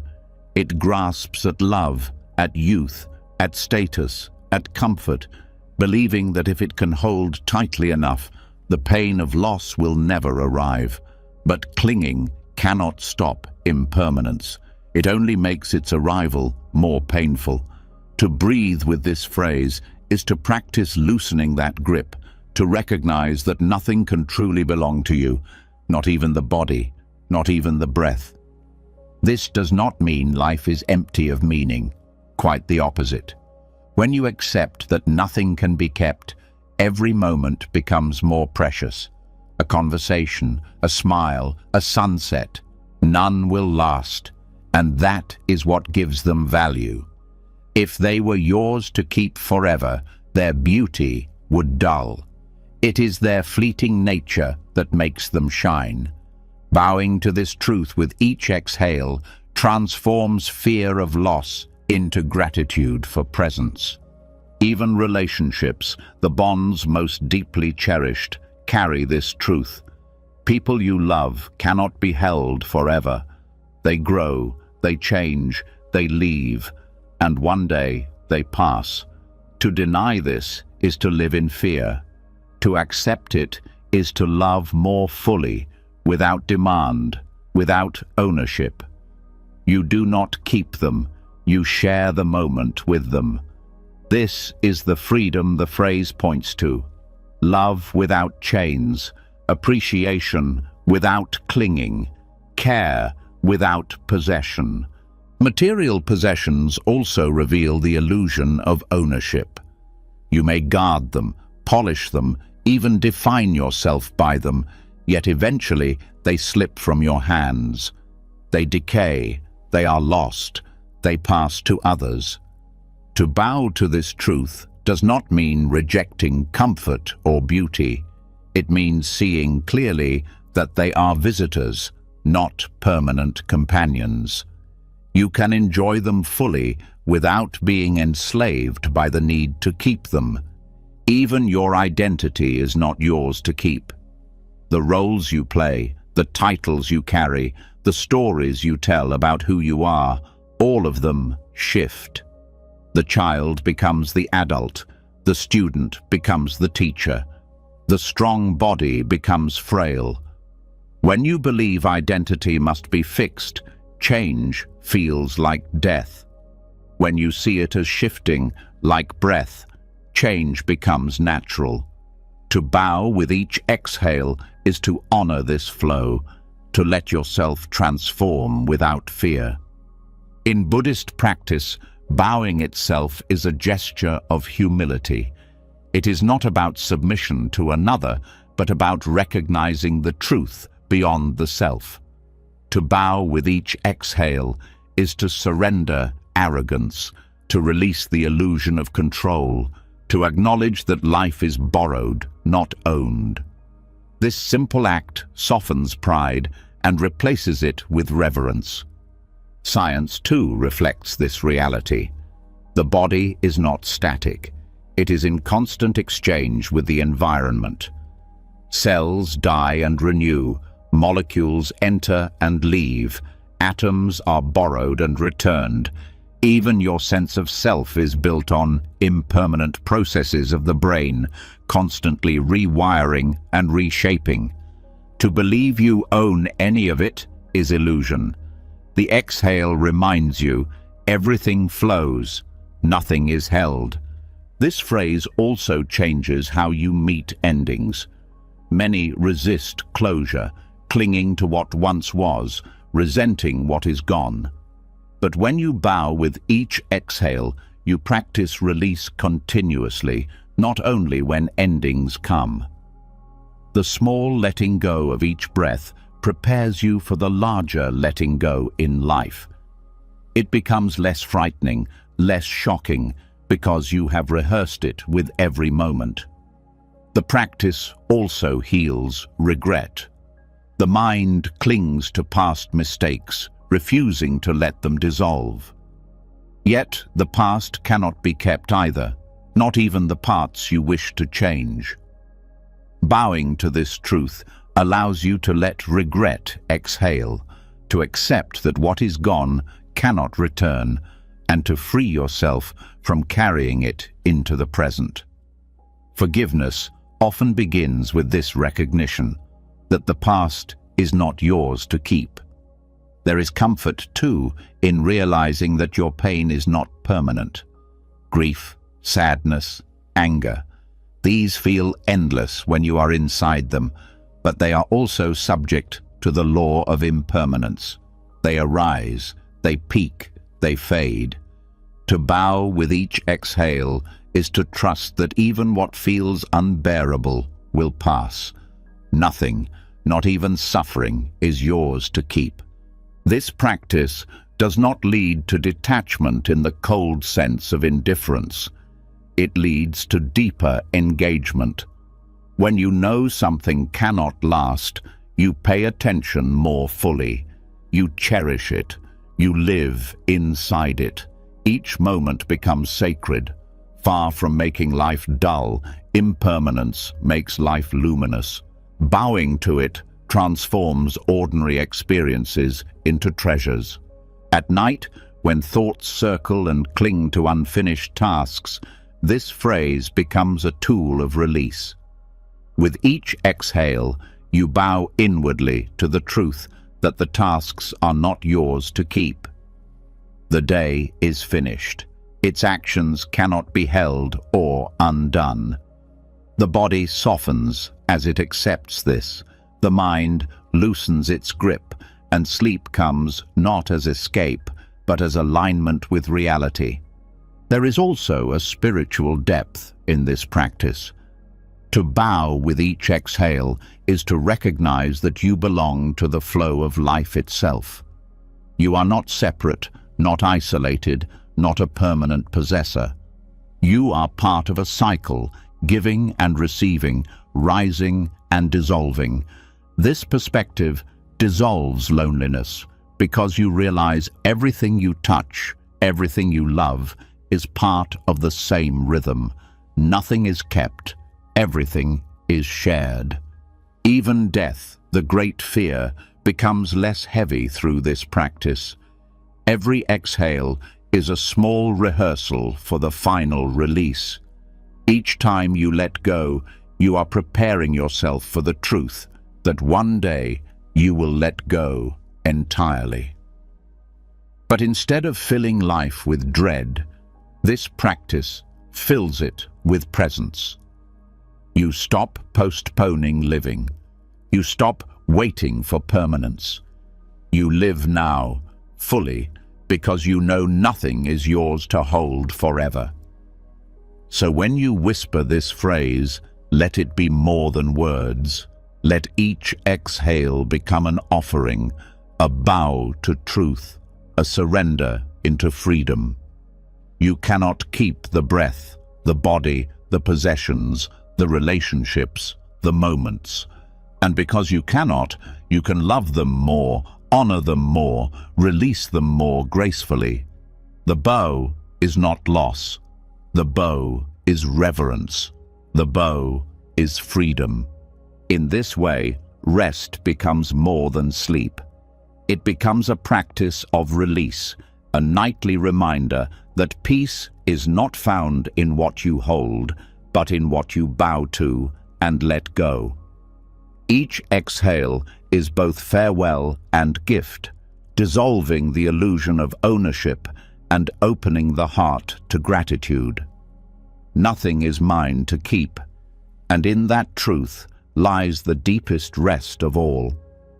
And when every exhale becomes a bow to the truth that nothing can be held forever, the heart begins to soften into an even greater openness. Release reveals a vastness inside that cannot be owned or diminished, a space wider than the burdens you carry. This is where the next phrase guides you with quiet certainty. The day's struggles dissolve into the vastness of the sky within. There is something profoundly healing about this vision. Struggles feel heavy when they are contained in the small frame of thought, circling in the mind with no escape. But the moment they are placed against the vastness of inner sky, they shrink, just as clouds, no matter how dark, cannot overwhelm the infinite space above them. Your struggles cannot overwhelm the spacious awareness that holds them. The phrase invites you to remember that the true measure of your being is not your problems, but the boundless sky of mind in which those problems arise. The struggles of the day often feel final, an argument, a mistake, a pressure unresolved. Yet, when you rest in the vastness of awareness, their solidity dissolves. They lose their sharpness, their weight, their permanence. They become movements, temporary weather patterns drifting through a sky that is never harmed by them. This truth is not abstract. It can be felt. When you turn attention inward and notice the space around thought, you begin to sense the openness that has been here all along. In that openness, struggles dissolve naturally, not because they were solved, but because they were never as solid as they appeared. The mind often mistakes thoughts for reality, building walls from them, trapping itself inside. But the sky within has no walls. It is unbounded, expansive, without edge. When you rest in it, every struggle becomes lighter. The phrase is a reminder to look not at the storm, but at the space that holds the storm. To expand your vision until the weight disperses, until the tension loosens. Just as no storm lasts forever, no struggle stays without end. The sky remains vast and unbroken. Psychology points to the same wisdom. Mindfulness practices often guide people to observe thoughts rather than identify with them, to notice emotions without becoming them. This shift creates distance, which lessens suffering. The phrase captures this truth in poetic form.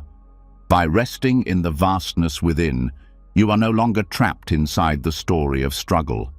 You are the witness, the openness, the presence that allows it to move through. The vastness of the inner sky is not empty. It is alive with awareness, luminous with clarity, receptive to everything without being bound by anything. To recognize this is to experience freedom. Struggles dissolve because they cannot stick to something without surface. Awareness is not a wall, it is space. To rest in space is to rest in freedom. At night, This awareness becomes especially powerful. The day's struggles often return when the body lies still, circling endlessly, demanding attention. But the more you focus on them, the heavier they become. By recalling the phrase, you shift your perspective. You no longer wrestle with the struggles. You allow them to dissolve into the sky within. You feel the release in your body as muscles unclench, in your breath as it deepens, in your mind as it opens. Sleep then becomes not a battle, but a return to spaciousness. This practice also reshapes how you carry challenges in waking life. When you know the sky within is always available, struggles lose their power to define you. They remain experiences, not identity. You are not the burden, you are the space that holds it. This realization does not remove difficulty, but it removes despair. Even in the heaviest moments, the vastness remains untouched. Knowing this gives you strength, resilience, and calm. There is also compassion in this view. When you see your own struggles dissolve into vastness, you begin to see the struggles of others in the same way. You recognize that their pain, too, is temporary weather, not the entirety of who they are. This shifts your response from judgment to understanding. You see the person, not just their storm. You meet them with patience, knowing that the sky within them is just as vast as yours, waiting to be remembered. The phrase also carries an invitation to humility. The struggles of the day often feel like the center of the universe, consuming all attention. But when placed against the vastness of inner sky, they are revealed as small, temporary movements. This does not dismiss their importance, but it restores perspective. You remember that life is larger than today's conflicts, larger than today's worries. This perspective is not escape, it is clarity. It allows you to meet struggles with wisdom rather than panic. Science offers a parallel in the study of the brain. When stress dominates, the amygdala, responsible for fear and reactivity, overwhelms other regions. But practices that expand perspective activate the prefrontal cortex, calming fear and increasing clarity. The phrase reflects this process. By expanding into the vastness of the inner sky, you quiet reactivity and awaken clarity. Struggles dissolve not because they disappear, but because they lose the exaggerated weight the fearful mind gave them. This phrase can also be seen as a form of inner bowing. To acknowledge the vastness is to acknowledge that you are not only your thoughts, not only your struggles. You are something wider, something that cannot be reduced. To repeat these words is to bow to your own infinite nature, to honor the space that holds everything without being diminished. This reverence itself dissolves struggle, because struggle thrives only when you forget your vastness. Dreams, too, are shaped by this practice. When struggles dissolve into vastness, they do not follow you into the night with the same intensity. The dreaming mind reflects the spaciousness you carry. Nightmares soften, rest deepens, and sleep becomes a continuation of practice. The sky within is not only a metaphor, it is an actual condition of mind that shapes your nights as much as your days. Over time, this practice builds a new habit. Instead of collapsing under struggles, you learn to expand around them. Instead of shrinking into fear, you remember space. Each night strengthens this habit. Each repetition of the phrase plants it deeper. Eventually, even in waking moments of stress, you recall, the sky within remains vast, The struggle is only passing cloud. And so the phrase is not only a comfort for the night, but a way of living. To let struggles dissolve into vastness is to walk with more ease, more patience, more resilience. It is to live as the sky rather than as the storm. At night, this truth carries you into rest. By day, it carries you into freedom. So tonight, let the struggles of the day dissolve. Let them fade into the sky within, vast and unbroken. Do not shrink into the storm. Remember the sky. In that remembrance, rest will come, not because the world is solved, but because you have returned to the boundless space that has always been your true home. And when the weight of the day dissolves into the wide sky within, what remains is clarity, a spaciousness that feels unshaken by the passing storms. Yet even in that openness, the night can feel long, and the mind can wander back into old patterns of restlessness or fear. This is why the next phrase arrives as a gentle protector, a guide to hold you steady in the quiet hours. May the flame of mindfulness guard my sleep as a lantern in the dark. There is comfort in this image. A flame is small, fragile in appearance, and yet its light pushes back entire fields of darkness. It does not shout. It does not struggle. It simply shines, steady and unwavering. Mindfulness works in the same way. It does not need to erase every thought, nor does it demand perfection.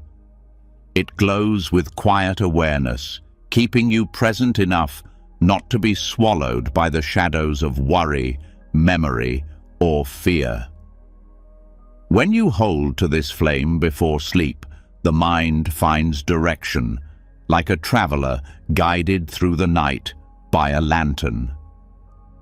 Mindfulness is often misunderstood as rigid focus or forced concentration. In truth, it is a soft attention, a gentle remembering to stay here, now. At night, when the mind wants to wander into tomorrow's tasks or yesterday's mistakes, mindfulness brings it back, not harshly, but with patience. It says, "Stay close, breathe, let the moment hold you." This is the flame guarding your rest. It does not eliminate darkness. It keeps you from being lost in it. Sleep itself is a passage, and like any passage, it can feel uncertain. The body releases control, the mind loosens its grip. Awareness slips into dreams. For many, this transition stirs unease. But mindfulness is the lantern that lights the way. It reminds you that surrender is safe, that the night is not an enemy, that even in unknowing, there can be calm. Repeating this phrase is a way of placing that lantern beside you, trusting its light to guide you through the threshold of rest. The flame also speaks to continuity. Each night may feel separate, but life itself is one continuous flow. The mindfulness you practice during the day carries into the night. If you meet conversations, tasks, and challenges with presence, that same presence follows you into sleep. The flame does not extinguish when the sun goes down. It continues, guarding your rest just as it steadied your waking hours. In this way, the phrase is not only a prayer for the night, but a reminder of the day's practice made whole. Science offers its own reflection of this truth. Studies on mindfulness meditation show its impact on sleep quality, reducing rumination and calming overactive brain patterns. By grounding the mind in present awareness, mindfulness interrupts the cycles that keep people awake. The metaphor of the flame is not only poetic, but practical. Presence reduces anxiety, slows the nervous system, and prepares the body to release into deeper rest. To bow to this truth each night is to align with what both tradition and science affirm. There is also symbolism in the lantern itself. A lantern does not flood the entire path with light. It reveals only what is near. This is enough. You do not need to see the whole road to walk it.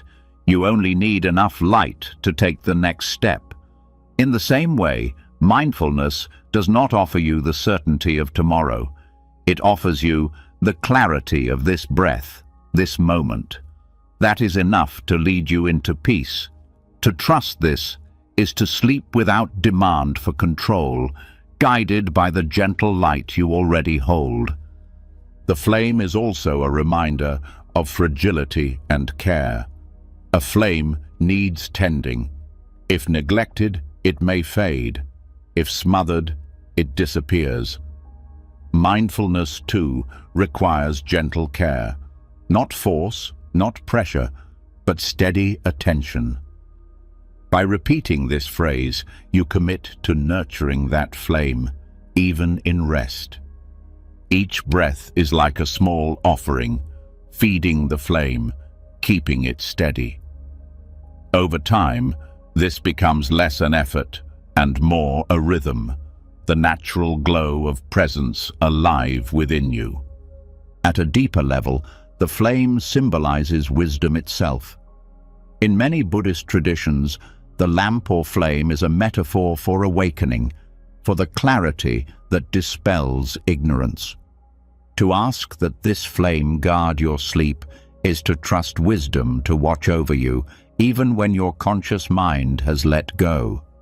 It is to rest in the faith that awareness itself remains, luminous even in dreams, untouched even in darkness. This is not about control, but about trust in the deeper nature of mind. The phrase also carries humility. Darkness is part of life. No one escapes it. No one avoids it entirely. To seek a flame in the dark is to acknowledge vulnerability, to admit that you need guidance, and that guidance can come from within. This humility itself softens the mind, allowing rest. Pride insists on controlling the night. Humility allows itself to be guided, and in that surrender, peace grows. The lantern does not only serve you, its light naturally extends to others. When you carry mindfulness into your sleep, you wake with more calm, more patience, more clarity. These qualities ripple outward into your relationships, shaping how you meet the world. The flame that guards your rest also becomes the flame that warms your presence with others. In this way, the phrase expands beyond personal peace. It becomes a contribution to the wider world. There is another subtle teaching here. Darkness itself is not evil, only misunderstood. The night, like the mind, holds both silence and fear, both peace and shadows. The flame does not banish the dark. It transforms your relationship to it. With the lantern of mindfulness, the dark becomes less threatening, more spacious, even comforting. You learn that peace does not come from eliminating darkness, but from walking through it with light. In practice, this phrase can guide a simple meditation before bed. You close your eyes, breathe softly, and repeat the words. With each exhale, you picture the flame, steady and warm. You let it guard the boundary between waking and sleep. When thoughts arise, you see them as shadows briefly touched by the light, then passing. You rest in trust that the flame is enough, that presence itself is the guard you need. Sleep then becomes less about escaping and more about entering with guidance. Over time, this nightly practice reshapes your experience of rest. Anxiety loosens its hold, nightmares lose their grip. Waking in the night becomes less frightening. Even moments of wakefulness can be filled with calm because you know the flame is still with you. The phrase becomes more than words. It becomes an anchor, a light you carry inside. And beyond the night, this practice shapes life itself. To carry the flame of mindfulness is to walk through challenges without being blinded, to meet uncertainty without collapsing, to bring light into every dark corridor of existence. Rest is one place where it begins, but its reach is endless. So tonight, let the flame be with you. Let mindfulness guard your sleep as a lantern guards a traveler. Trust the light to lead you through the dark, not by banishing it, but by reminding you that awareness itself is always enough. And in that trust, rest not only the body, but the heart and the mind, steady in the glow of a flame that never truly goes out.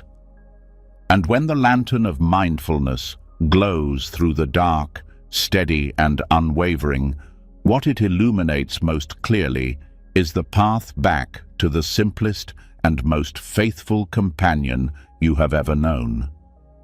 Beneath every thought, behind every worry, before every plan, there is breath. Silent, patient, unassuming, it has carried you through every moment of your life. The next phrase brings you home to it. Tonight I return to my breath, the first teacher, the last refuge. There is a reason breath is called the first teacher. From the moment of birth, the very first inhale announces life, and from then onward, breath never leaves you. It does not wait for your permission. It does not ask for your attention, yet it sustains every heartbeat, every movement, every word. Its constancy teaches presence without a single lesson spoken. To return to breath at night is to return to the most ancient wisdom already woven into your body, the wisdom that life is here, now, and that is enough. Breath teaches without words because it shows the truth of impermanence in every cycle. Inhale comes, and it must go. Exhale leaves, and it must return. Nothing is held, nothing is lost, everything flows. This rhythm is a teaching deeper than philosophy, deeper than any book. It reveals that life is a balance between receiving and letting go, and that both are necessary. To resist either is to suffer. To surrender to both is to find peace. When called the last refuge, breath becomes something more than biology. It is the one anchor you cannot lose until the final moment of life. No matter how chaotic the mind, no matter how shaken the heart, you can always return to the breath. Its presence cuts through noise, steadies fear, softens tension. When all else feels uncertain, when plans collapse, when nothing seems to hold, the breath remains. To return to it is to return to safety, not because it changes circumstances, but because it roots you in the only place where peace is ever possible, the present. At night, this return has special meaning. The day may have scattered your attention, pulled you in 100 directions, drained you with decisions and demands. Returning to breath is returning home. With each inhale, you reconnect with life itself. With each exhale, you release what no longer needs to be carried. Breath becomes the thread that gathers the pieces of you back together, weaving them into wholeness again. Science affirms what ancient traditions already knew. Conscious breathing activates the parasympathetic nervous system, calming the body, lowering blood pressure, releasing tension stored in muscles. Slow exhalations signal safety to the brain, reducing the stress hormones that keep you restless. Breath is not only spiritual refuge, but physiological refuge, a bridge between body and mind that restores balance when both feel unsettled. To return to it before sleep is to engage the body's natural capacity for peace.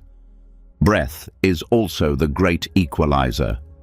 No matter your history, your achievements, your status, or your struggles, breath belongs to all equally. Kings and beggars, children and elders, all rely on the same rhythm. When you return to it, you step into a truth beyond identity, beyond separation. You remember that beneath all differences, life itself moves through everyone in the same way.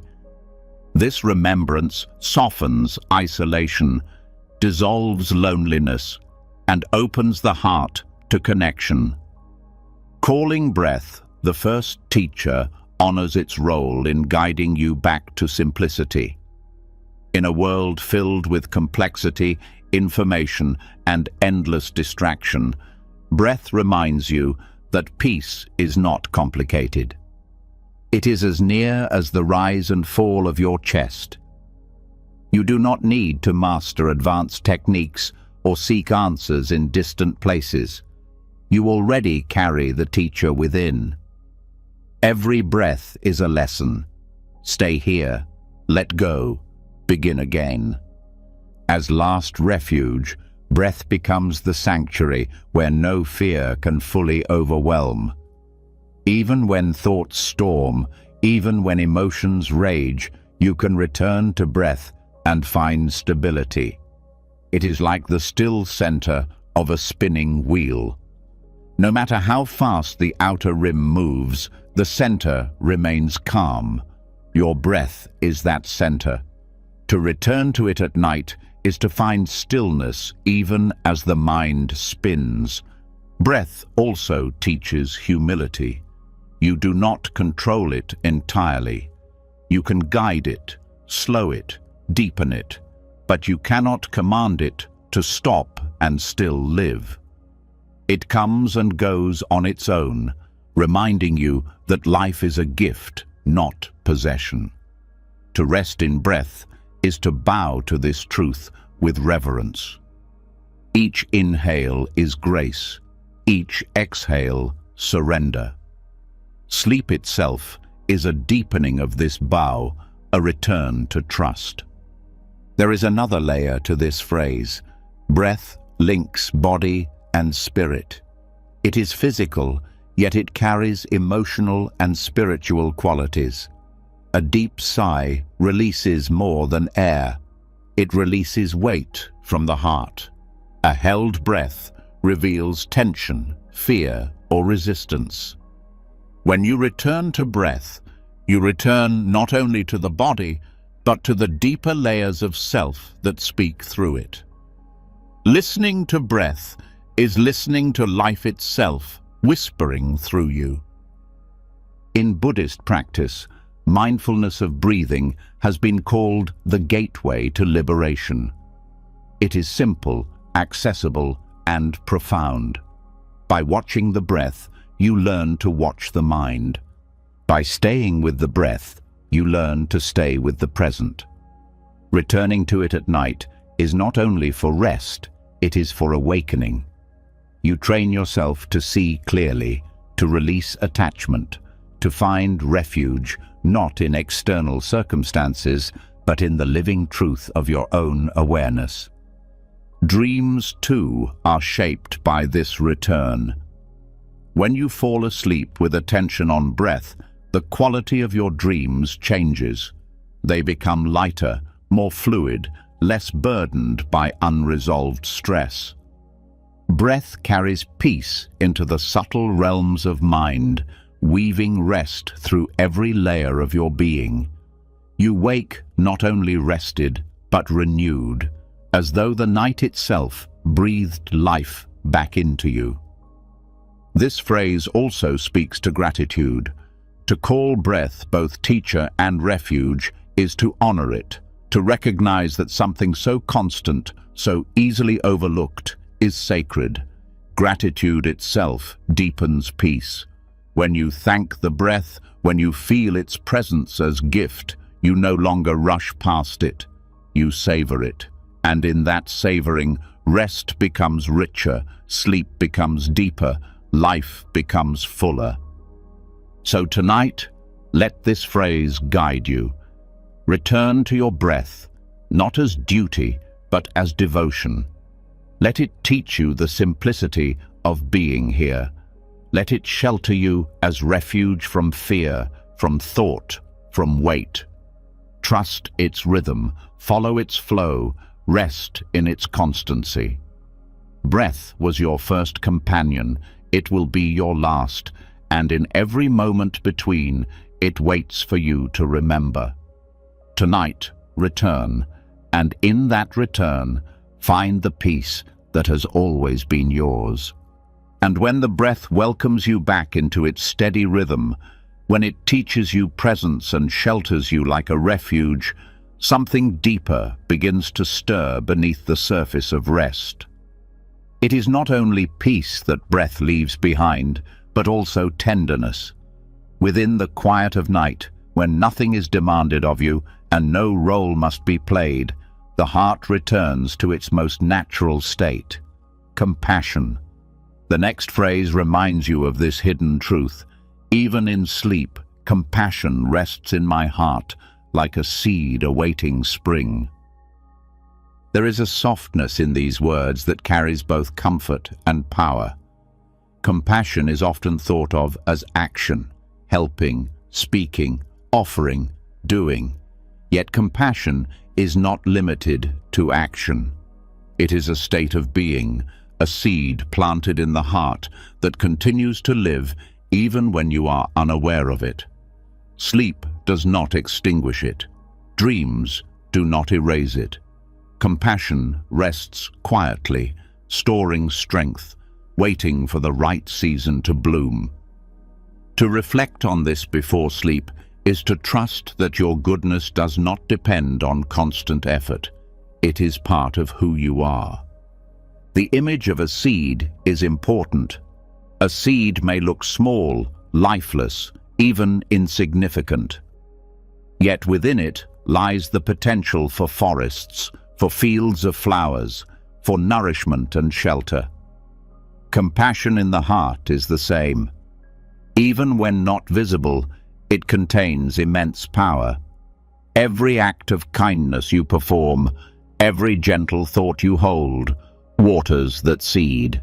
In the silence of night, when the world feels paused, the seed continues to rest, gathering quiet strength.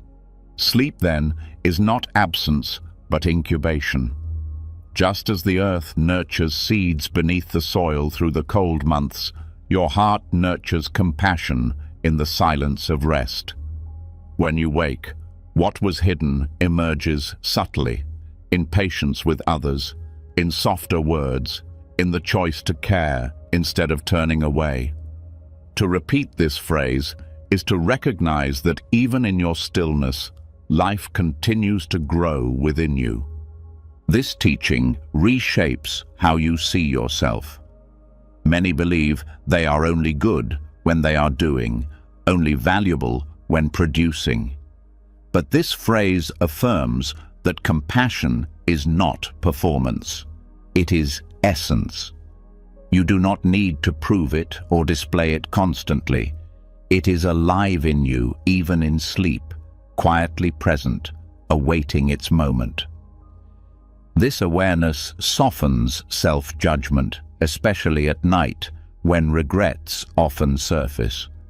You may not have been perfect today, but the seed of compassion remains intact, ready to grow again. There is also trust in this phrase. A seed cannot be forced open. It unfolds in its own time, guided by conditions, by warmth, by rain. Compassion too unfolds in its own time.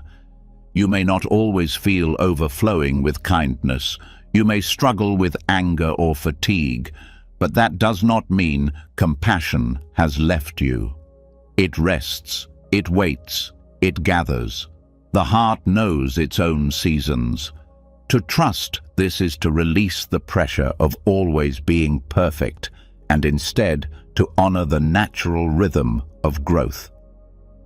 Psychology echoes this wisdom. Studies show that compassion is not only an emotion, but also a trait, a quality that grows with practice and remains even when not consciously expressed. It becomes part of your baseline, influencing behavior subtly, shaping decisions quietly. Like a seed, it may not always be visible, but it is always alive. Sleep allows it to integrate, to settle deeper into the fabric of who you are. Compassion as a seed also reveals resilience. Seeds can endure long winters, harsh conditions, even years of dormancy, and still bloom when the season is right. Compassion in your heart is the same. Even after hardship, even after bitterness, the seed remains. It may seem hidden, but it is never gone. To rest with this phrase is to remember that no pain can fully erase your capacity for care. It may rest quietly, but it waits, ready to return. This truth also extends beyond the personal. Just as a single seed can grow into a tree that offers shade, fruit, and oxygen, compassion within you benefits not only yourself, but everyone you touch. Even when you are asleep, the seed is gathering energy that will one day extend outward. Your words, your actions, your presence tomorrow will carry the influence of what rested tonight. In this way, sleep becomes not selfish, but generous, because it nourishes the seed that serves others as much as yourself. The phrase also speaks to hope. Seeds carry the promise of spring, no matter how long the winter. Compassion carries the promise of renewal, no matter how dark life feels. Even when the world seems harsh, even when cruelty seems louder, compassion remains alive within human hearts, waiting for the right conditions to bloom. To remember this before sleep is to remember that hope is not naive, it is natural. Life moves toward growth, and compassion is the deepest expression of that movement. In spiritual traditions, compassion is seen as the highest quality of the heart, the foundation of awakening. To know that it rests in you, even as you sleep, is to know that you are always connected to the deepest truth of life. You do not lose your path in the hours of rest. You continue to walk it in silence. The seed of compassion links you to the flow of life itself, reminding you that you are never separate, never without the potential for goodness. This phrase can also be lived as practice. As you lie down, place attention on the heart. Feel each breath as if it were watering the seed within. With each inhale, warmth gathers. With each exhale, the soil softens. You do not need to force compassion to grow. You only need to create the conditions for it to rest safely. This gentle attention is enough to ensure that when the time comes, the seed will sprout with strength. Over time, this nightly reflection transforms the way you wake. Instead of rising burdened by yesterday's struggles, you rise nourished by the quiet growth of compassion. The patience, understanding, and gentleness you extend in your day flow from the seed that rested in the night. You begin to see that compassion is not something you must constantly manufacture. It is something you allow, something that already lives within you. Even in dreams, This seed influences the mind. Studies of loving-kindness meditation show that it shapes not only waking thoughts, but also dream content, reducing nightmares, increasing positive imagery. When compassion rests in the heart, it colors the landscapes of the subconscious, softening fear, weaving tenderness into even the hidden corners of mind. And so this phrase is not only comfort, but promise. A promise that you are never without compassion, even when tired, even when asleep, even when unaware. It rests in you, alive, waiting. To sleep with this awareness is to sleep in trust, knowing that the best part of you is not lost in the night. It is growing quietly, like a seed awaiting spring. So tonight, let this phrase carry you. Know that compassion rests in your heart, not as demand, but as presence. Let it be watered by your breath, warmed by your rest, sheltered by your stillness. And when you wake, let it rise naturally, not forced, but blossoming in its season. For even in sleep, the seed is alive, and its spring will come. And when compassion is seen as a seed resting quietly within you, gathering its strength for the season of its flowering, the heart begins to understand that even in stillness, life continues. Sleep does not erase your essence, it nurtures it. But there is yet a deeper truth waiting to be remembered. You are more than the body that grows weary, more than the flesh that stretches and folds beneath the weight of the day. This is where the next phrase opens like a window into vastness. The body lies down, but awareness remains vast and boundless. The body must rest. It bends under gravity, grows tired with effort, and follows the cycles of nature that demand pause. Muscles loosen, bones sink into softness, the senses begin to dim. Yet what you truly are is not confined to this physical form. Awareness does not grow tired, it does not collapse into exhaustion.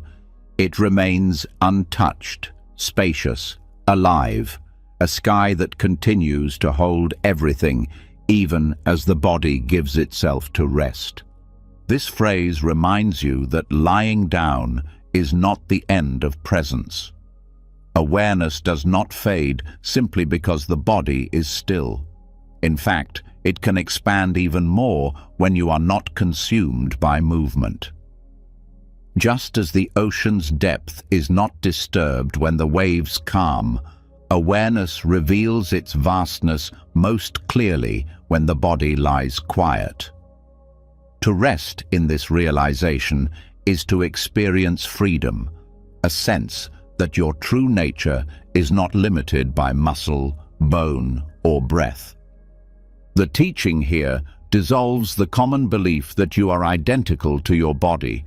The body is part of you, yes, but it is not your entirety. It changes, ages, weakens, and eventually returns to the earth. Yet awareness, the capacity to know, to perceive, to be, remains boundless, not measured by years or confined by skin. To repeat this phrase at night is to step into that boundless space, to loosen the fear of loss, and to discover peace in what cannot be diminished. Modern science points toward this truth in subtle ways. Neuroscience shows that consciousness continues even in altered states. During dreams, deep meditation, or near-death experiences, awareness remains active beyond ordinary bodily limits. Though science cannot define it fully, it acknowledges that awareness is not simple matter. This echoes the wisdom of countless traditions that speak of mind as vast, luminous, unbounded. To rest in this perspective, before sleep, is to taste a freedom beyond physical limitation. The phrase also brings comfort to those who fear the vulnerability of lying down. Many resist sleep because it feels like losing control, like surrendering to an unknown that cannot be managed. But awareness does not vanish.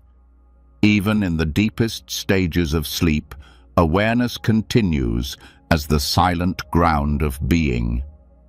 To trust this is to let the body rest without fear, knowing that you are held by something larger than the body's fragility. There is humility in acknowledging the limits of the body and, at the same time, empowerment in recognizing the boundlessness of awareness. The body will always grow tired, but awareness does not exhaust. The body can be confined by space, but awareness is not bound by walls or distance. The body may weaken with age, but awareness remains luminous, unmeasured. To recognize this is to find an identity deeper than flesh, an identity that cannot be taken. This phrase is also an invitation to practice detachment. So much suffering comes from over-identifying with the body, clinging to youth, fearing illness, resisting change. But when you know that awareness is vast and boundless, you begin to release that clinging. You still care for the body with love, but you do not mistake it for the entirety of your being. This creates freedom, not detachment from life, but detachment from fear. At night, this understanding transforms rest. Instead of collapsing into unconsciousness, you can allow yourself to rest in awareness, even as the body sleeps. Meditation traditions speak of sleeping with awareness, where the body rests deeply, but the mind remains clear, vast, at peace. This is not a mystical achievement, but a natural extension of remembering that awareness does not depend on the body's activity. With practice, sleep itself becomes a doorway into boundless presence. The phrase also has implications for how you meet suffering. Physical pain, tension, or illness can dominate experience, but awareness remains larger than sensation. When you shift attention from pain to the space that holds it, the suffering lessens. Pain is real, but it is not infinite. Awareness is always greater. This recognition brings resilience, a reminder that you are not confined by what the body feels in a single moment. There is beauty, too, in knowing that awareness is not personal alone. It connects you to the larger flow of life.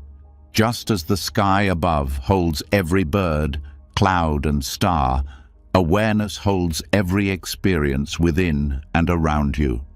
To rest in it is to feel connected, not isolated. The body lies down as one, but awareness joins you to all. This dissolves loneliness, reminding you that the vastness you touch at night is the same vastness in every living being. This phrase can also serve as a meditation. As you prepare for sleep, notice the body resting, its weight sinking into the bed. Then gently shift attention to awareness itself, the space in which the body is felt. Notice that this space has no boundary, no edge, no limit. Rest in that boundlessness, trusting it to hold you as the body surrenders to rest. The more you return to this, the less fear grips you, and the more peace deepens. Over time, practicing with this phrase reshapes identity. Instead of defining yourself only by body or mind, you begin to sense yourself as awareness itself, vast and unbound. This shifts how you meet challenges, aging, even death. The body may falter, but the essence of awareness remains. To live with this perspective is to live with freedom, and to rest with it at night is to sleep with peace. So tonight, let this phrase guide you. The body lies down, but awareness remains vast and boundless. Trust the body to rest and let awareness open. Feel the spaciousness that is already here, larger than fear, larger than struggle, larger than the limits of flesh. Rest not only in sleep, but in boundless presence, where the true self remains untouched, luminous, and free. And when the body lies down, while awareness remains vast and without boundary, a new kind of clarity begins to show itself. In that openness, worries no longer feel as solid as before. They begin to move differently, lighter, less permanent. This is where the next phrase offers its gentle truth. As clouds drift across the moon, so do my worries across the mind. There is relief in this teaching, for it reminds you that worries are not fixed objects, but passing movements. A cloud can cover the moon for a while, but it never touches the moon itself. The moon remains unchanged, shining steadily behind every veil. In the same way, worries may pass through awareness, casting shadows for a time, but they do not alter your true nature. Your clarity, like the moon, continues to glow. The practice is not to fight the clouds, but to see them for what they are, temporary visitors. Worries often feel endless because the mind grasps at them, holding them in place.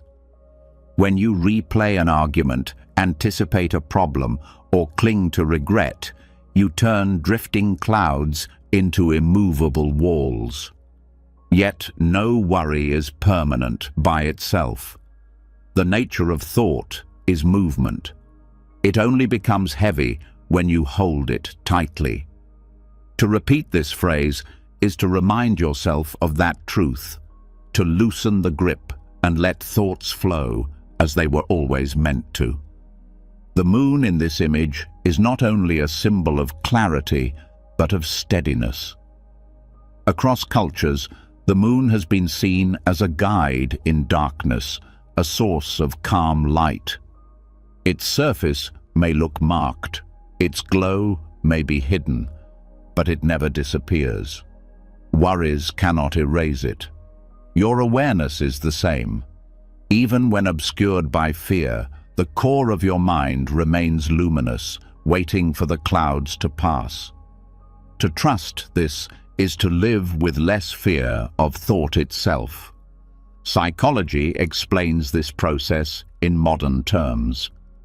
Cognitive science shows that thoughts are transient mental events, lasting only seconds unless they are reinforced by attention. Worries survive by repetition. If you allow them to drift, they dissolve. This aligns perfectly with the metaphor of clouds. You do not need to destroy them. You only need to stop chasing them. With patience, they move on their own. There is a lesson here in patience. Clouds never hurry. They move in their own time, shaped by winds you cannot see. Worries, too, fade when conditions change, often beyond your control. You cannot command the sky to clear, but you can trust that it will. Similarly, you cannot always erase worry instantly, but you can rest in the faith that it will not last. This trust brings calm, even when the sky of mind feels crowded. The phrase also calls for gentleness toward yourself. Many people judge themselves harshly for worrying, believing they should have perfect calm. But clouds in the sky are natural, and so are worries in the mind. To see them as drifting clouds is to remove judgment, to recognize that worry is simply part of the weather of being human. This compassion toward yourself allows the clouds to move without resistance, instead of being locked in place by self-criticism. Nighttime is often when worries gather most, circling in the stillness. The day's distractions are gone, leaving the mind exposed. This phrase becomes especially powerful then. By repeating it, you give yourself a new perspective. Instead of drowning in thoughts, you picture them drifting. Instead of fearing their weight, you rest in the light behind them. Slowly, the grip loosens, the body relaxes, and rest becomes possible. The moon also symbolizes continuity. Even when hidden, it remains whole. In the same way, your true self is not broken by worry. To know this is to feel stronger than the storms of thought. Worries may alter how things look for a time, but they cannot damage what is real. The moon shines whether or not you see it. Awareness endures whether or not you feel it. This recognition dissolves fear of the mind's movements. The phrase encourages a shift from control to observation. You cannot control clouds, and you cannot control every thought. But you can observe both, letting them pass without interference. Observation brings freedom, because it breaks the illusion that you must manage everything. When you rest as the moon, you no longer panic at clouds. You let them drift, knowing they are temporary by nature. This teaching also reveals the importance of perspective. If you stand close to a cloud, it seems overwhelming. From a plane above, it looks small, even delicate. Worries feel crushing when you are inside them, but from the vantage point of awareness, they are light and passing. This phrase invites you to take that higher view, to step back into the vastness within and watch the movement without fear. Science supports this shift of perspective too. Practices like mindfulness-based stress reduction train the brain to observe thoughts rather than fuse with them. Brain scans show reduced activity in regions linked to rumination when people learn to let thoughts pass. The ancient metaphor of clouds reflects the same truth. The mind can learn to watch without clinging, and in that watching, suffering eases. There is also beauty in the metaphor itself. Clouds can be dark, but they are also shaped by light, turning pink at sunset, glowing silver at night. Worries, too, can carry hidden lessons.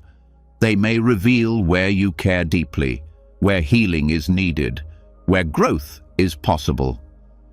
To see them as clouds is not only to let them pass, but also to see their fleeting beauty before they dissolve. This phrase is not just for sleep, but for life. In moments of stress, when the mind is crowded, recalling that worries are clouds keeps you from being trapped. You return to the moon within, the steady awareness untouched by storms. You realize that clarity is never lost, only hidden. This realization builds resilience, teaching you to meet difficulties without collapsing beneath them. At night, this practice becomes a lullaby for the mind. Each worry that rises is noted, seen as cloud, and allowed to move on. Slowly, the sky of mind clears, not because the worries are solved, but because they are no longer held. Sleep arrives when the moon is allowed to shine, when awareness glows without obstruction. So tonight, let this phrase guide you. Let worries drift like clouds, soft and passing. Let the moon of your awareness shine steady, unbroken. Rest not in fear of thought, but in the truth that nothing can obscure your light for long. Clouds move, worries pass, and what remains is clarity, waiting for you to see it again. And when worries are seen as clouds drifting across the steady glow of the moon, the mind learns that peace is not found in resistance, but in letting things move as they will. This prepares the heart for an even deeper lesson, one that carries you further into the quiet of night. The night does not ask for effort, only surrender. These words carry a truth often forgotten. The day demands effort. It asks you to work, to plan, to respond, to achieve. Every hour is filled with tasks and choices that require your energy. But the night is different. It does not demand more doing. It asks you to lay down what you have carried and to trust what you cannot control. Sleep is not earned by force. It comes when you release. The night receives you as you are, without needing to prove anything. Surrender here does not mean weakness. It means trust. It is a willingness to let go of the constant pushing that defines waking life. The mind often carries the same habits into the dark, planning tomorrow, replaying mistakes, trying to solve problems long past the time for solutions. This restless effort becomes the very reason sleep slips away. To whisper this phrase is to remind yourself that rest is not achieved by effort, but by surrender. Biology supports this wisdom. The body knows how to sleep. Hormones release, temperature shifts, cycles of brain waves prepare for rest. None of this requires your control. It happens when you stop interfering. The harder you try to sleep, the further sleep drifts. The night needs no struggle, only space to unfold. Surrender is alignment with what the body already knows. This phrase also softens the illusion that rest must be earned. Many carry guilt into bed, believing they have not done enough, have not achieved enough, do not deserve ease. But the night does not judge. It offers itself freely. Surrender is not permission from the outside. It is a gift you give yourself. To rest is not selfish. It is natural, necessary, part of the rhythm of life. Surrender also reveals itself in the way nature rests. Trees do not force their leaves to fall. The season carries them. Rivers do not strain to reach the ocean. Gravity guides them. In the same way, the night carries you if you allow it. Effort resists. Surrender flows. To align with this flow is to rediscover peace that effort alone can never bring. At a deeper level, this surrender touches the heart of spiritual practice. Effort is the language of ego, striving to control, to define, to accomplish. Surrender is the language of trust, acknowledging that you are part of something larger, that life supports you even when you let go.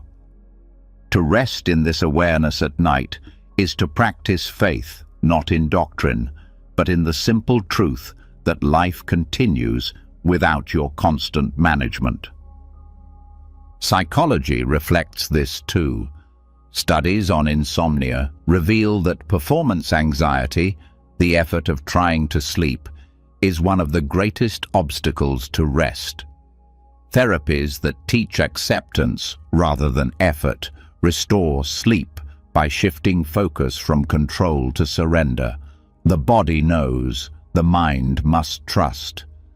The phrase distills this research into a gentle reminder. The night asks nothing but release. There is humility in this teaching. Effort is tied to pride. the belief that only through constant striving can life unfold. Surrender reveals the limits of that pride. You cannot will your heart to beat, your cells to heal, your brain to restore itself.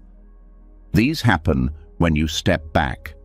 The night reminds you of this truth with every breath. Each inhale is taken in, each exhale released, without your command. Rest flows from the same mystery. This phrase also helps release the day's weight.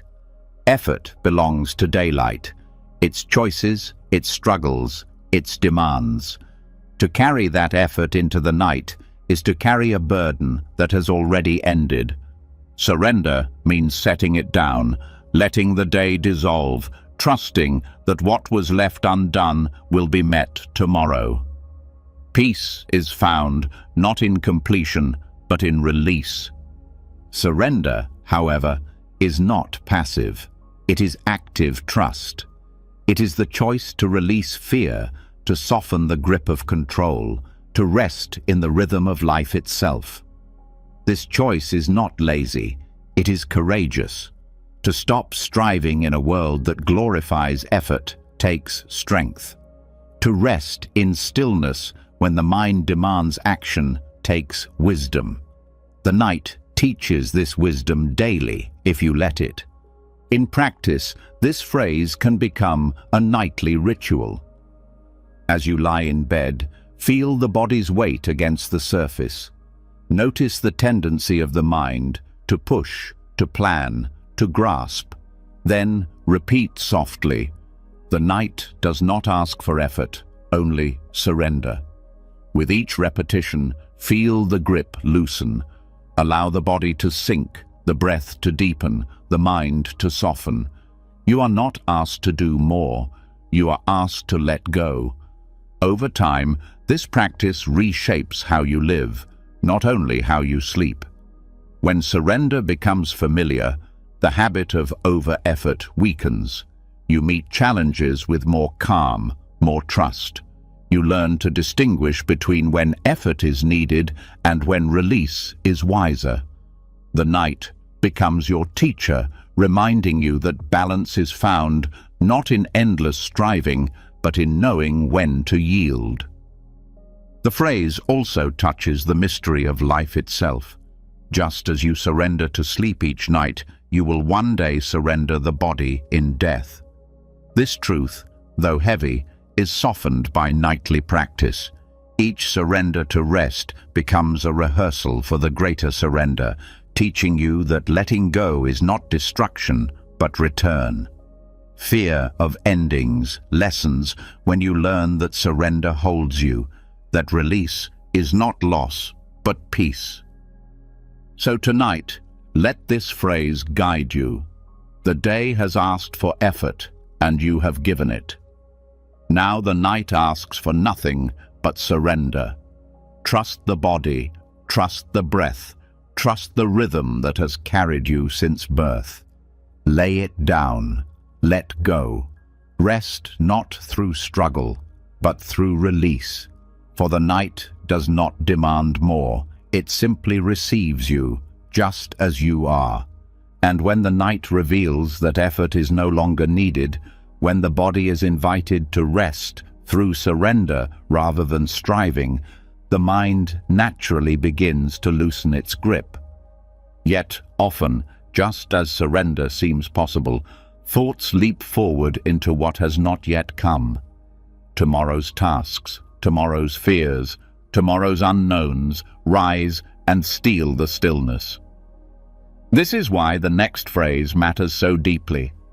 I let go of tomorrow's unknowns, for the present night is complete. There is a quiet strength in acknowledging that tomorrow is not yours to hold. The unknown has always stirred unease. The mind wants certainty, but certainty is not given. Plans may shift, events may unfold differently than expected, and outcomes are never guaranteed. To carry the weight of these unknowns into the night is to burden yourself with what does not yet exist. The phrase offers freedom from that trap. It teaches you that the present night is already whole, already enough, already complete. Completion here is not about perfection. It is about acceptance. The day has ended. Its actions are sealed. Its lessons have been given.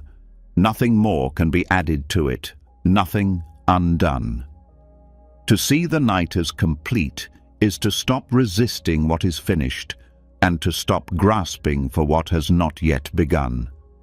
It is to rest fully in the space between, where peace becomes possible. The unknowns of tomorrow are endless. They can stretch into countless what-ifs that spiral endlessly in the mind. Yet most of them will never come to pass. Studies show that the vast majority of worries imagined never happen, yet the stress they generate is real, robbing the body of rest and the mind of clarity. To let go of tomorrow's unknowns is not denial, it is wisdom. It is choosing not to live in a future that has not arrived while neglecting the peace available in the present night. This phrase also softens the illusion that peace depends on solving every problem. The mind believes rest is only possible once everything is planned, controlled, and resolved. But life has never worked this way. Tomorrow will always carry uncertainty. To make peace conditional on certainty is to postpone peace forever. By declaring that tonight is complete, you allow rest now, without waiting for a future that will never offer total control. Spiritual traditions across time have echoed this teaching. In Buddhism, there is the emphasis on just this moment, the recognition that past and future exist only as thought. In Stoic philosophy, Epictetus spoke of focusing only on what is within your power and releasing what is not. The phrase unites these truths. Tomorrow is beyond your grasp, but tonight is here. Resting in tonight is resting in reality itself. Science affirms this wisdom too. Sleep studies reveal that preoccupation with the future is one of the leading causes of insomnia. Anticipatory anxiety keeps the nervous system in a state of alertness, preventing the deep rest the body needs. By redirecting focus to the present, feeling the bed beneath you, the breath moving through you, you calm the body, signaling safety. Letting go of tomorrow is not avoidance. It is creating the physiological conditions that allow true rest. The idea of completion is healing in itself. Many end the day feeling unfinished, believing more should have been done, more achieved, more resolved. But to declare the night complete is to accept your humanity. You gave what you could. You lived what you lived. The day does not need to be perfect to be whole. To see it this way is to replace self-judgment with compassion, to allow yourself to rest not because everything is finished, but because you are enough. This phrase also speaks to trust. Trust that tomorrow will carry its own answers, its own opportunities, its own strength. You do not need to anticipate every detail tonight. The future unfolds when it arrives, not before. To cling to it now is to carry unnecessary weight. Letting it go is not negligence. It is alignment with reality. Trust allows you to sleep because trust tells you that you do not need to hold everything at once. There is beauty in the word unknowns. It acknowledges mystery. Life is not a problem to be solved, but a mystery to be lived. Unknowns are not only threats, they are also possibilities, opportunities, surprises. By releasing them at night, you open to receiving them as they come, without the distortion of fear. Sleep becomes the space where you prepare not by planning, but by renewing. At night, this practice becomes deeply practical. As thoughts of tomorrow rise, you repeat the phrase, "I let go of tomorrow's unknowns." Each time, the grip loosens. Each time, the body softens. Each time, you return to the present night, which asks nothing more than your rest. With practice, this phrase becomes a bridge, carrying you from restless anticipation into the stillness of presence. Over time, it reshapes the way you live. By learning nightly to let go of unknowns, you begin to carry less anxiety into the day. You meet uncertainty with more calm because you have rehearsed trust in the dark. You realize that peace does not come from knowing everything, but from living fully in what is given now. This habit strengthens resilience, making you less shaken by change and more open to life as it is. This phrase also honors the sacredness of rest. The night is not a pause before tomorrow. It is a chapter of life in itself. To see it as complete is to value it, to honor it as much as the hours of daylight. Rest is not preparation for living. It is living. To embrace the night as complete is to embrace the fullness of existence, both active and still. So tonight, let this phrase hold you. Release tomorrow. Release the unknown. Let the present night be enough. Whole in its silence, perfect in its simplicity. Rest not in effort, but in trust. For the night is complete, and in its completeness you are free to sleep without weight. And when tomorrow's unknowns are finally released, when the mind bows to the truth that tonight is already whole, a deeper silence begins to emerge. In that silence, something more ancient and steady rises. A voice without sound, a truth that has guided countless seekers through the ages. It comes not as a command, but as a whisper, subtle yet unmistakable. The Dharma whispers softly, all is changing, and in change there is rest. This phrase carries a paradox that holds the essence of peace. Change is usually the very thing the mind resists. It clings to what it loves, it fears what it might lose, it struggles against endings. Yet this whisper reveals that change itself is not the enemy, it is the doorway to rest. To see change clearly is to stop fighting the natural rhythm of life. When the heart stops resisting, exhaustion eases, and rest becomes possible. Change is the one truth that life never betrays. Every breath, every moment, every season, every life rises and falls. Nothing remains fixed, and that is not tragedy, but the foundation of renewal. The tree sheds leaves so that new ones may grow. The tide pulls away so that it may return. Day dissolves into night so that life can pause. Change is the great equalizer, shaping all things. To align with it is to align with reality itself. What makes change heavy is resistance.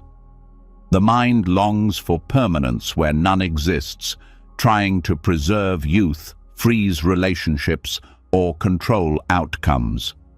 This clinging turns change into suffering. But when the Dharma is heard, even softly, the truth becomes liberating. You do not need to hold anything still. Life flows, and in that flow is rest. You rest because you no longer have to battle the inevitable. The whisper of Dharma is not dramatic. It does not shout or force itself. It arrives quietly, like wind through leaves, like water over stone. It is subtle because it is always present, woven into every experience. You do not have to seek it far away.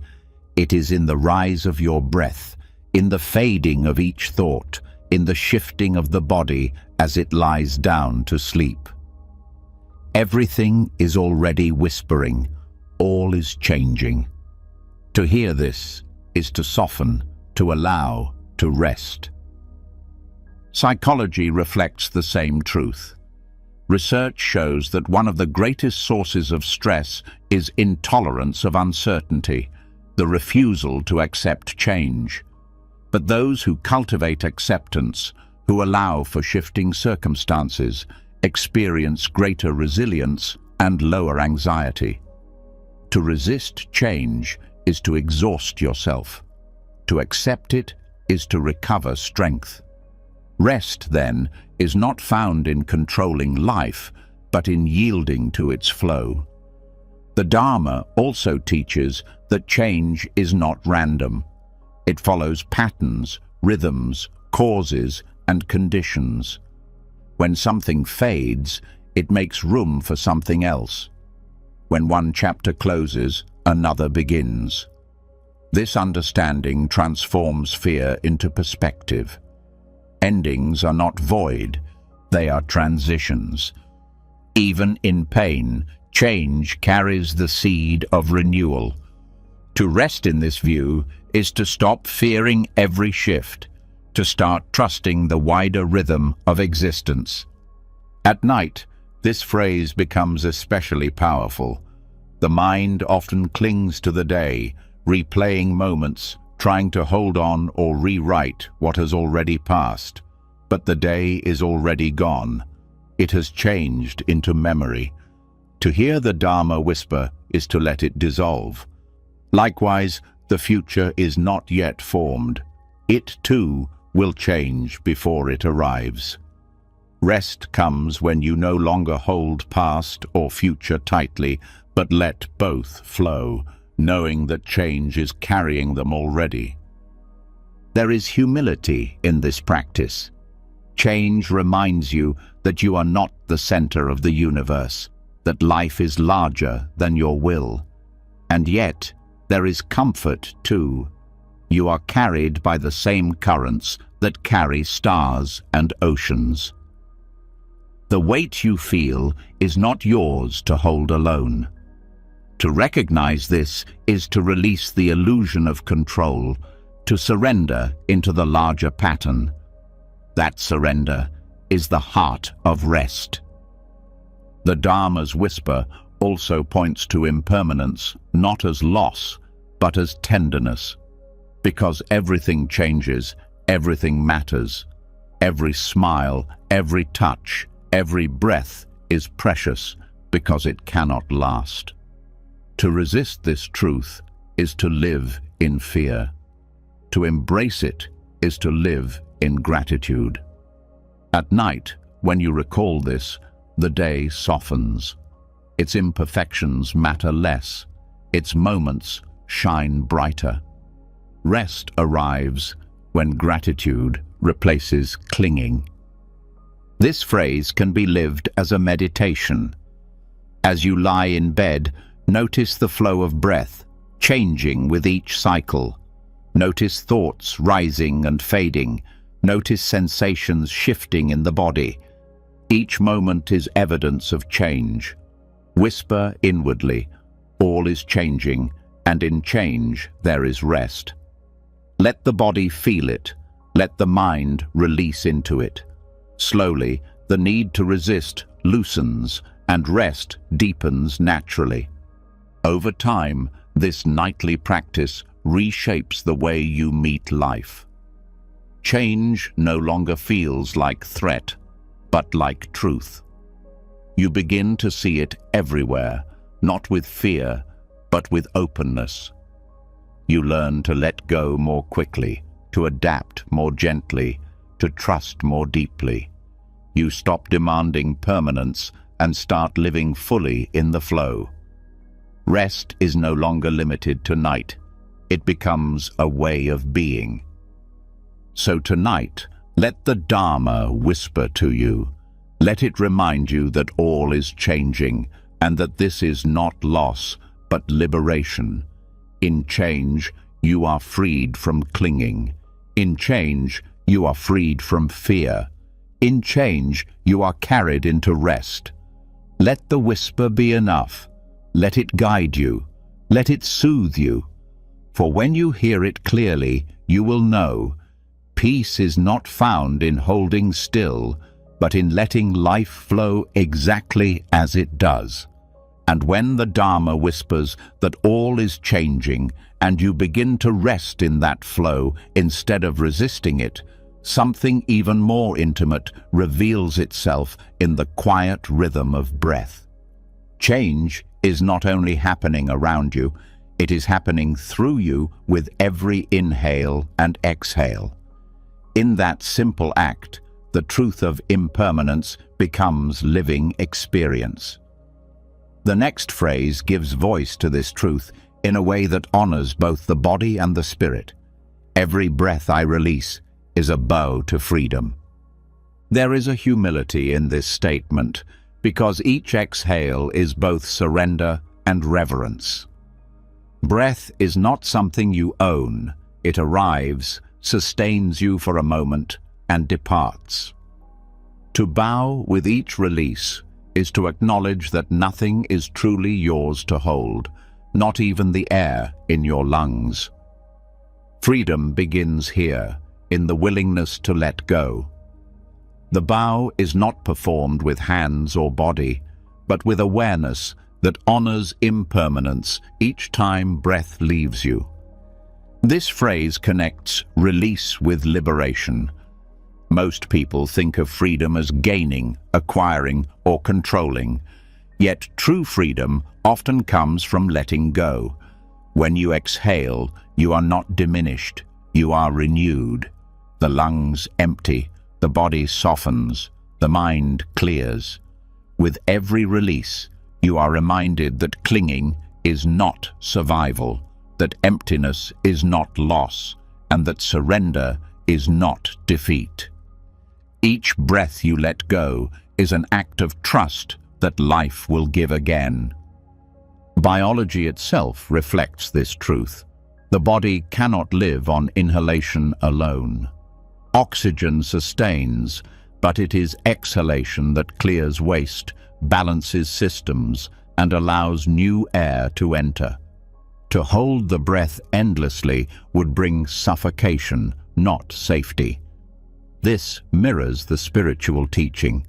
Clinging brings suffering, release brings life. Every exhale is both a physical cleansing and a symbolic one, a bow to the freedom that only comes with letting go. The act of bowing gives this phrase even deeper meaning. A bow is a gesture of humility, respect, and surrender. By framing each breath as a bow, you transform something automatic into something sacred. You are no longer just breathing, you are honoring the truth of impermanence, paying respect to the rhythm of life, and practicing liberation moment by moment. This awareness elevates breathing from a survival mechanism to a spiritual practice. Freedom here is not abstract. It is the release from burdens carried too long. With each exhale, you can let go of worry, anger, regret, and fear.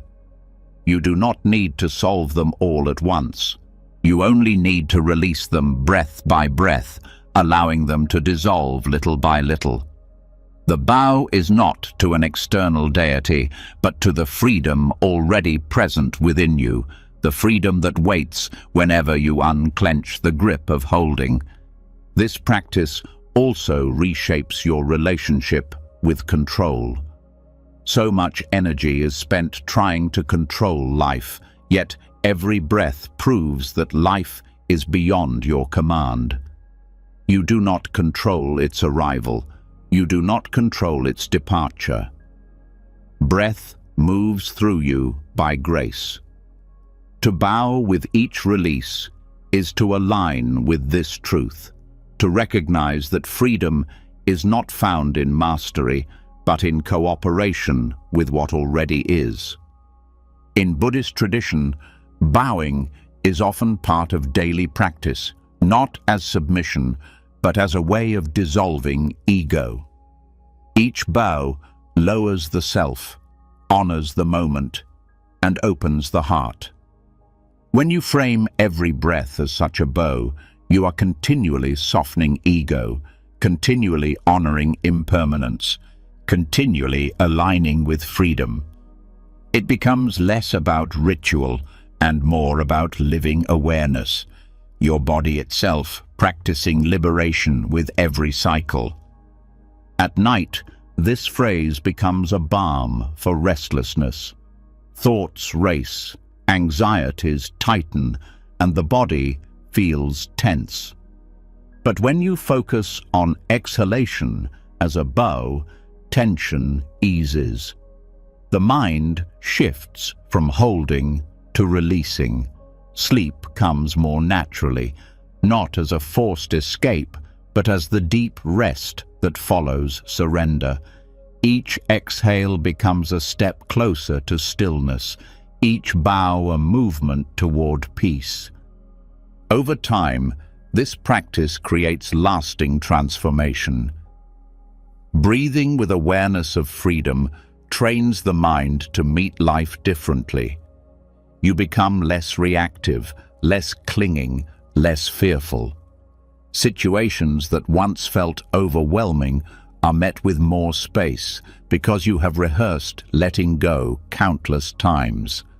Freedom becomes not a future goal, but a present reality, practiced with every breath. This phrase also expands compassion. When you bow with each exhale, you not only release your own burdens, but also create space for others. Freedom is not only personal, it is shared. Your calm presence, your softened heart, your released tension ripple outward, easing the lives of those around you. In this way, your breathing becomes a gift. Science supports this subtle power. Studies on slow, mindful exhalation show its effect on heart rate, nervous system balance, and emotional regulation. It calms the fight or flight response, fosters clarity, and increases feelings of connection. The body itself affirms what the phrase teaches. Every breath released truly is a bow to freedom. There is also a reminder of mortality in this practice, and it is not grim, but grounding. One day, your final exhale will come, and it will be the last bow. To honor each breath now is to prepare for that moment with grace. When the time arrives, it will not feel foreign. It will feel like the final movement in a practice you have lived each day. This awareness deepens gratitude, making each exhale precious, each bow sincere. So tonight, let this phrase guide you. As you breathe out, feel the body soften, the grip loosen, the weight lift. Whisper inwardly, "Every breath I release is a bow to freedom." Let the bow be humble. Let it be reverent. Let it be enough. In this simple rhythm, you are practicing liberation, moment by moment, breath by breath, surrendering into the freedom that has always been waiting within you. And when every breath released becomes a bow to freedom, the body and mind begin to loosen their grip on the day. In that rhythm of letting go, space opens for a softer transition, a movement from effort into quiet. Freedom is not loud. It is not a triumph that shouts. It is more like a sound that slowly disappears, leaving behind stillness so complete it feels sacred. This is where the next phrase guides you with its delicate truth. Like a bell fading into silence, may my mind fade into peace. There is something profoundly tender in this image. A bell does not stop suddenly. Its sound lingers, echoing outward, softening as it spreads, until silence embraces it fully. The mind is the same. Thoughts and worries rarely vanish instantly. They fade gradually, if given permission. To wish for your mind to fade like a bell is to honor the natural rhythm of release, to allow peace to arrive gently instead of demanding it as an immediate state. This phrase teaches patience with the process of quieting. So often, people grow frustrated when thoughts do not stop on command. They force stillness, turning meditation or rest into another struggle. But the bell shows another way. It fades because it is allowed to. It does not fight its echo, it simply softens over time. The mind, too, can soften if you do not resist its movement. Peace comes not through force, but through gentle fading. The bell also symbolizes clarity. Its sound is pure, resonant, unmistakable. Yet even clarity dissolves into silence. This reflects the truth that even the sharpest thoughts, the loudest emotions, eventually dissolve. Nothing lasts forever, not even noise within the mind. To trust this is to discover rest. You no longer need to fear the mind's activity because you know it cannot remain. Like the bell, it will fade. There is humility here as well. A bell does not cling to its sound, it lets it go. The mind often clings, replaying, repeating, amplifying. But to echo the bell is to practice non-attachment. Each thought rings for a time, then releases. To allow this rhythm is to live in alignment with impermanence. The sound of thought is not wrong, it is simply passing. Silence is always waiting to receive it. Psychology affirms this process. The human brain is wired to produce thought, to anticipate, to recall. Trying to stop it altogether is unnatural. What brings peace is shifting relationship to thought, allowing it to fade rather than grasping it tightly. Practices of mindfulness and meditation mirror this phrase exactly, guiding people to watch thought like sound, to notice it arise, expand, and dissolve. The bell metaphor captures this perfectly. Sound comes, expands, fades. Thought comes, expands, fades. At night, this phrase becomes a powerful guide. The day's noise echoes in the mind, conversations, decisions, unfinished tasks. Instead of fighting them, you let them fade like the sound of a bell. You repeat the phrase, softening into its rhythm. Gradually, the echoes diminish. Silence deepens. Peace arises, not forced, but natural. Sleep follows, not as escape, but as the silence that always waits beneath the noise. The phrase also touches something sacred about silence itself. In many traditions, silence is not emptiness, but fullness. It holds potential, depth, presence. When the bell fades, silence does not mean nothingness. It means arrival at something larger than sound. When the mind fades, peace is not absence, it is presence, vast and profound. To let your mind fade into peace is to step into that sacred silence where rest is whole and undisturbed. The bell also carries symbolic resonance across cultures. In temples, bells mark the transition between states, between activity and prayer, between distraction and mindfulness. Their fading sound is meant to draw attention inward, to awaken awareness. This phrase calls upon that same symbolism.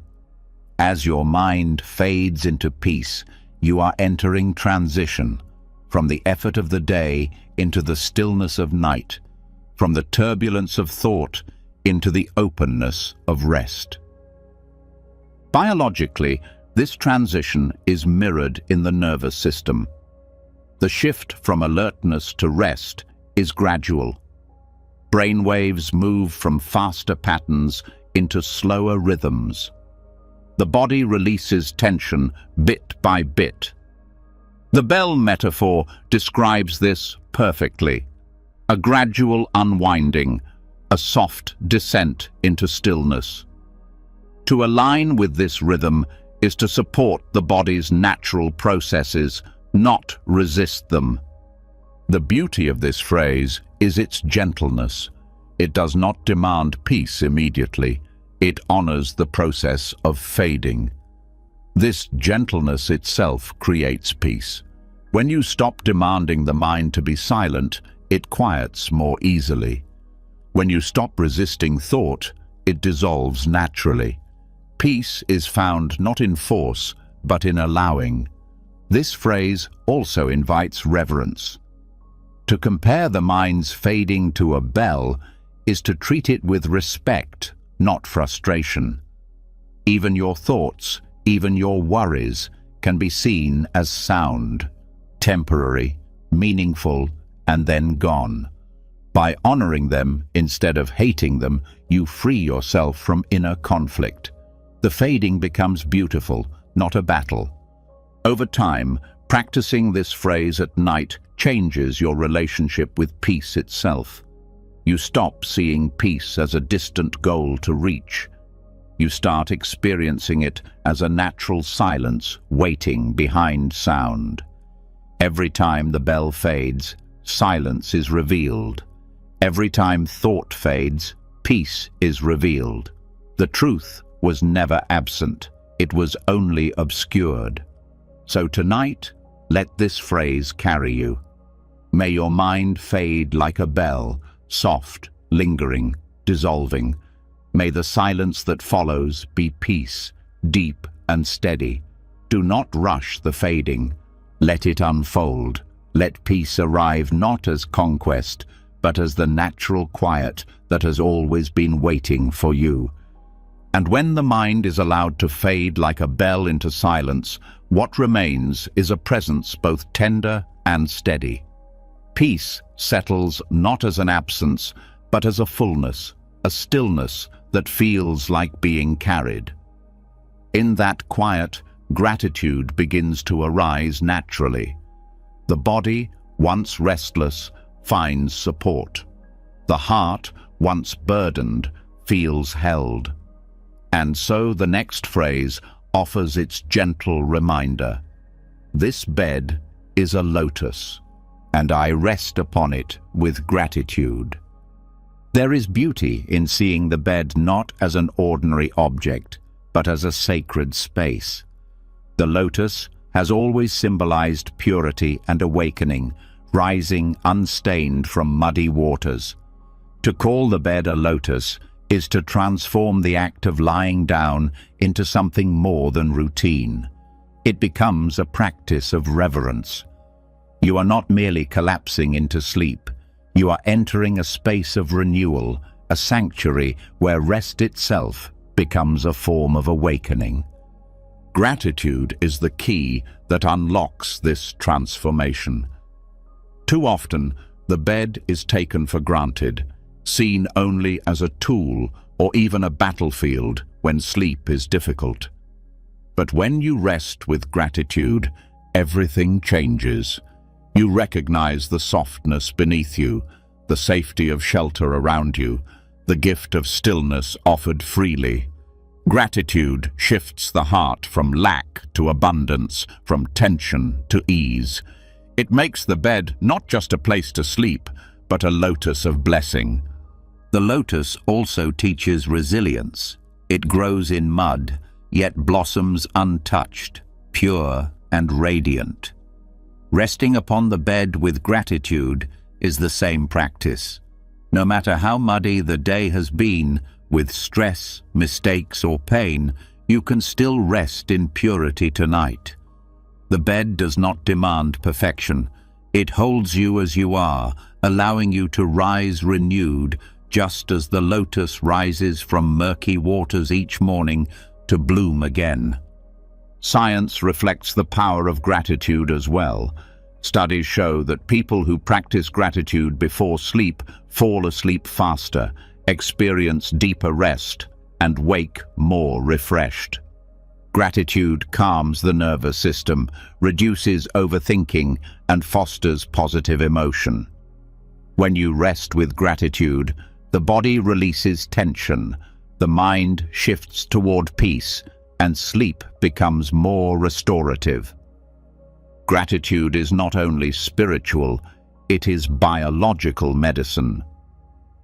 This phrase also invites humility. To rest with gratitude is to acknowledge dependence, that you are supported by more than your own effort.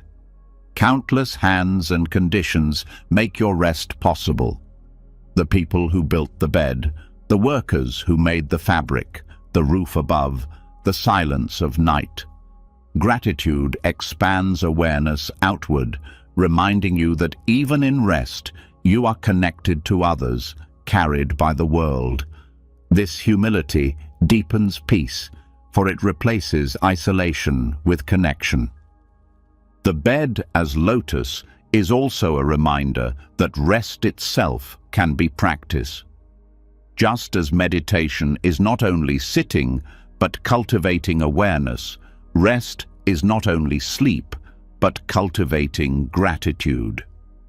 When you see the bed as lotus, you honor rest as sacred, as essential to wholeness. Each night becomes not a pause between days, but a practice in itself, a return to presence, humility, and renewal. At night, this phrase changes how you enter sleep. Instead of collapsing with fatigue or frustration, you lie down with reverence. You feel the fabric, the weight of blankets, the support beneath your body. You breathe into gratitude, letting it soften muscles, release tension, and quiet the mind. Rest becomes less about escaping the day and more about honoring the gift of being alive. The lotus image also carries hope. Even if the day was heavy, even if the mind feels muddy, the bed remains a lotus, a place where purity can be touched again. Gratitude cleanses the residue of the day, reminding you that you are not defined by what has passed.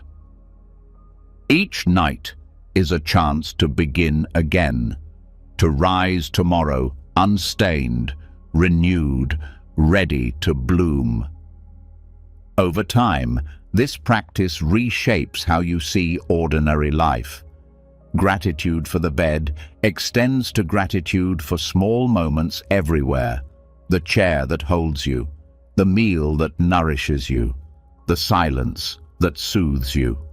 Seeing the sacred in the ordinary becomes natural.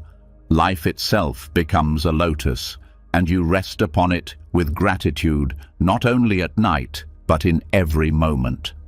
So tonight, let this phrase guide you. Let the bed become a lotus, a symbol of renewal and purity. Rest upon it, not with indifference, but with gratitude. Feel the support, honor the stillness, bow to the gift of rest. In that gratitude, peace deepens, and the night becomes more than sleep. It becomes awakening through stillness. And so we come to the end of this journey through the 7 Buddhist phrases for peace before bed.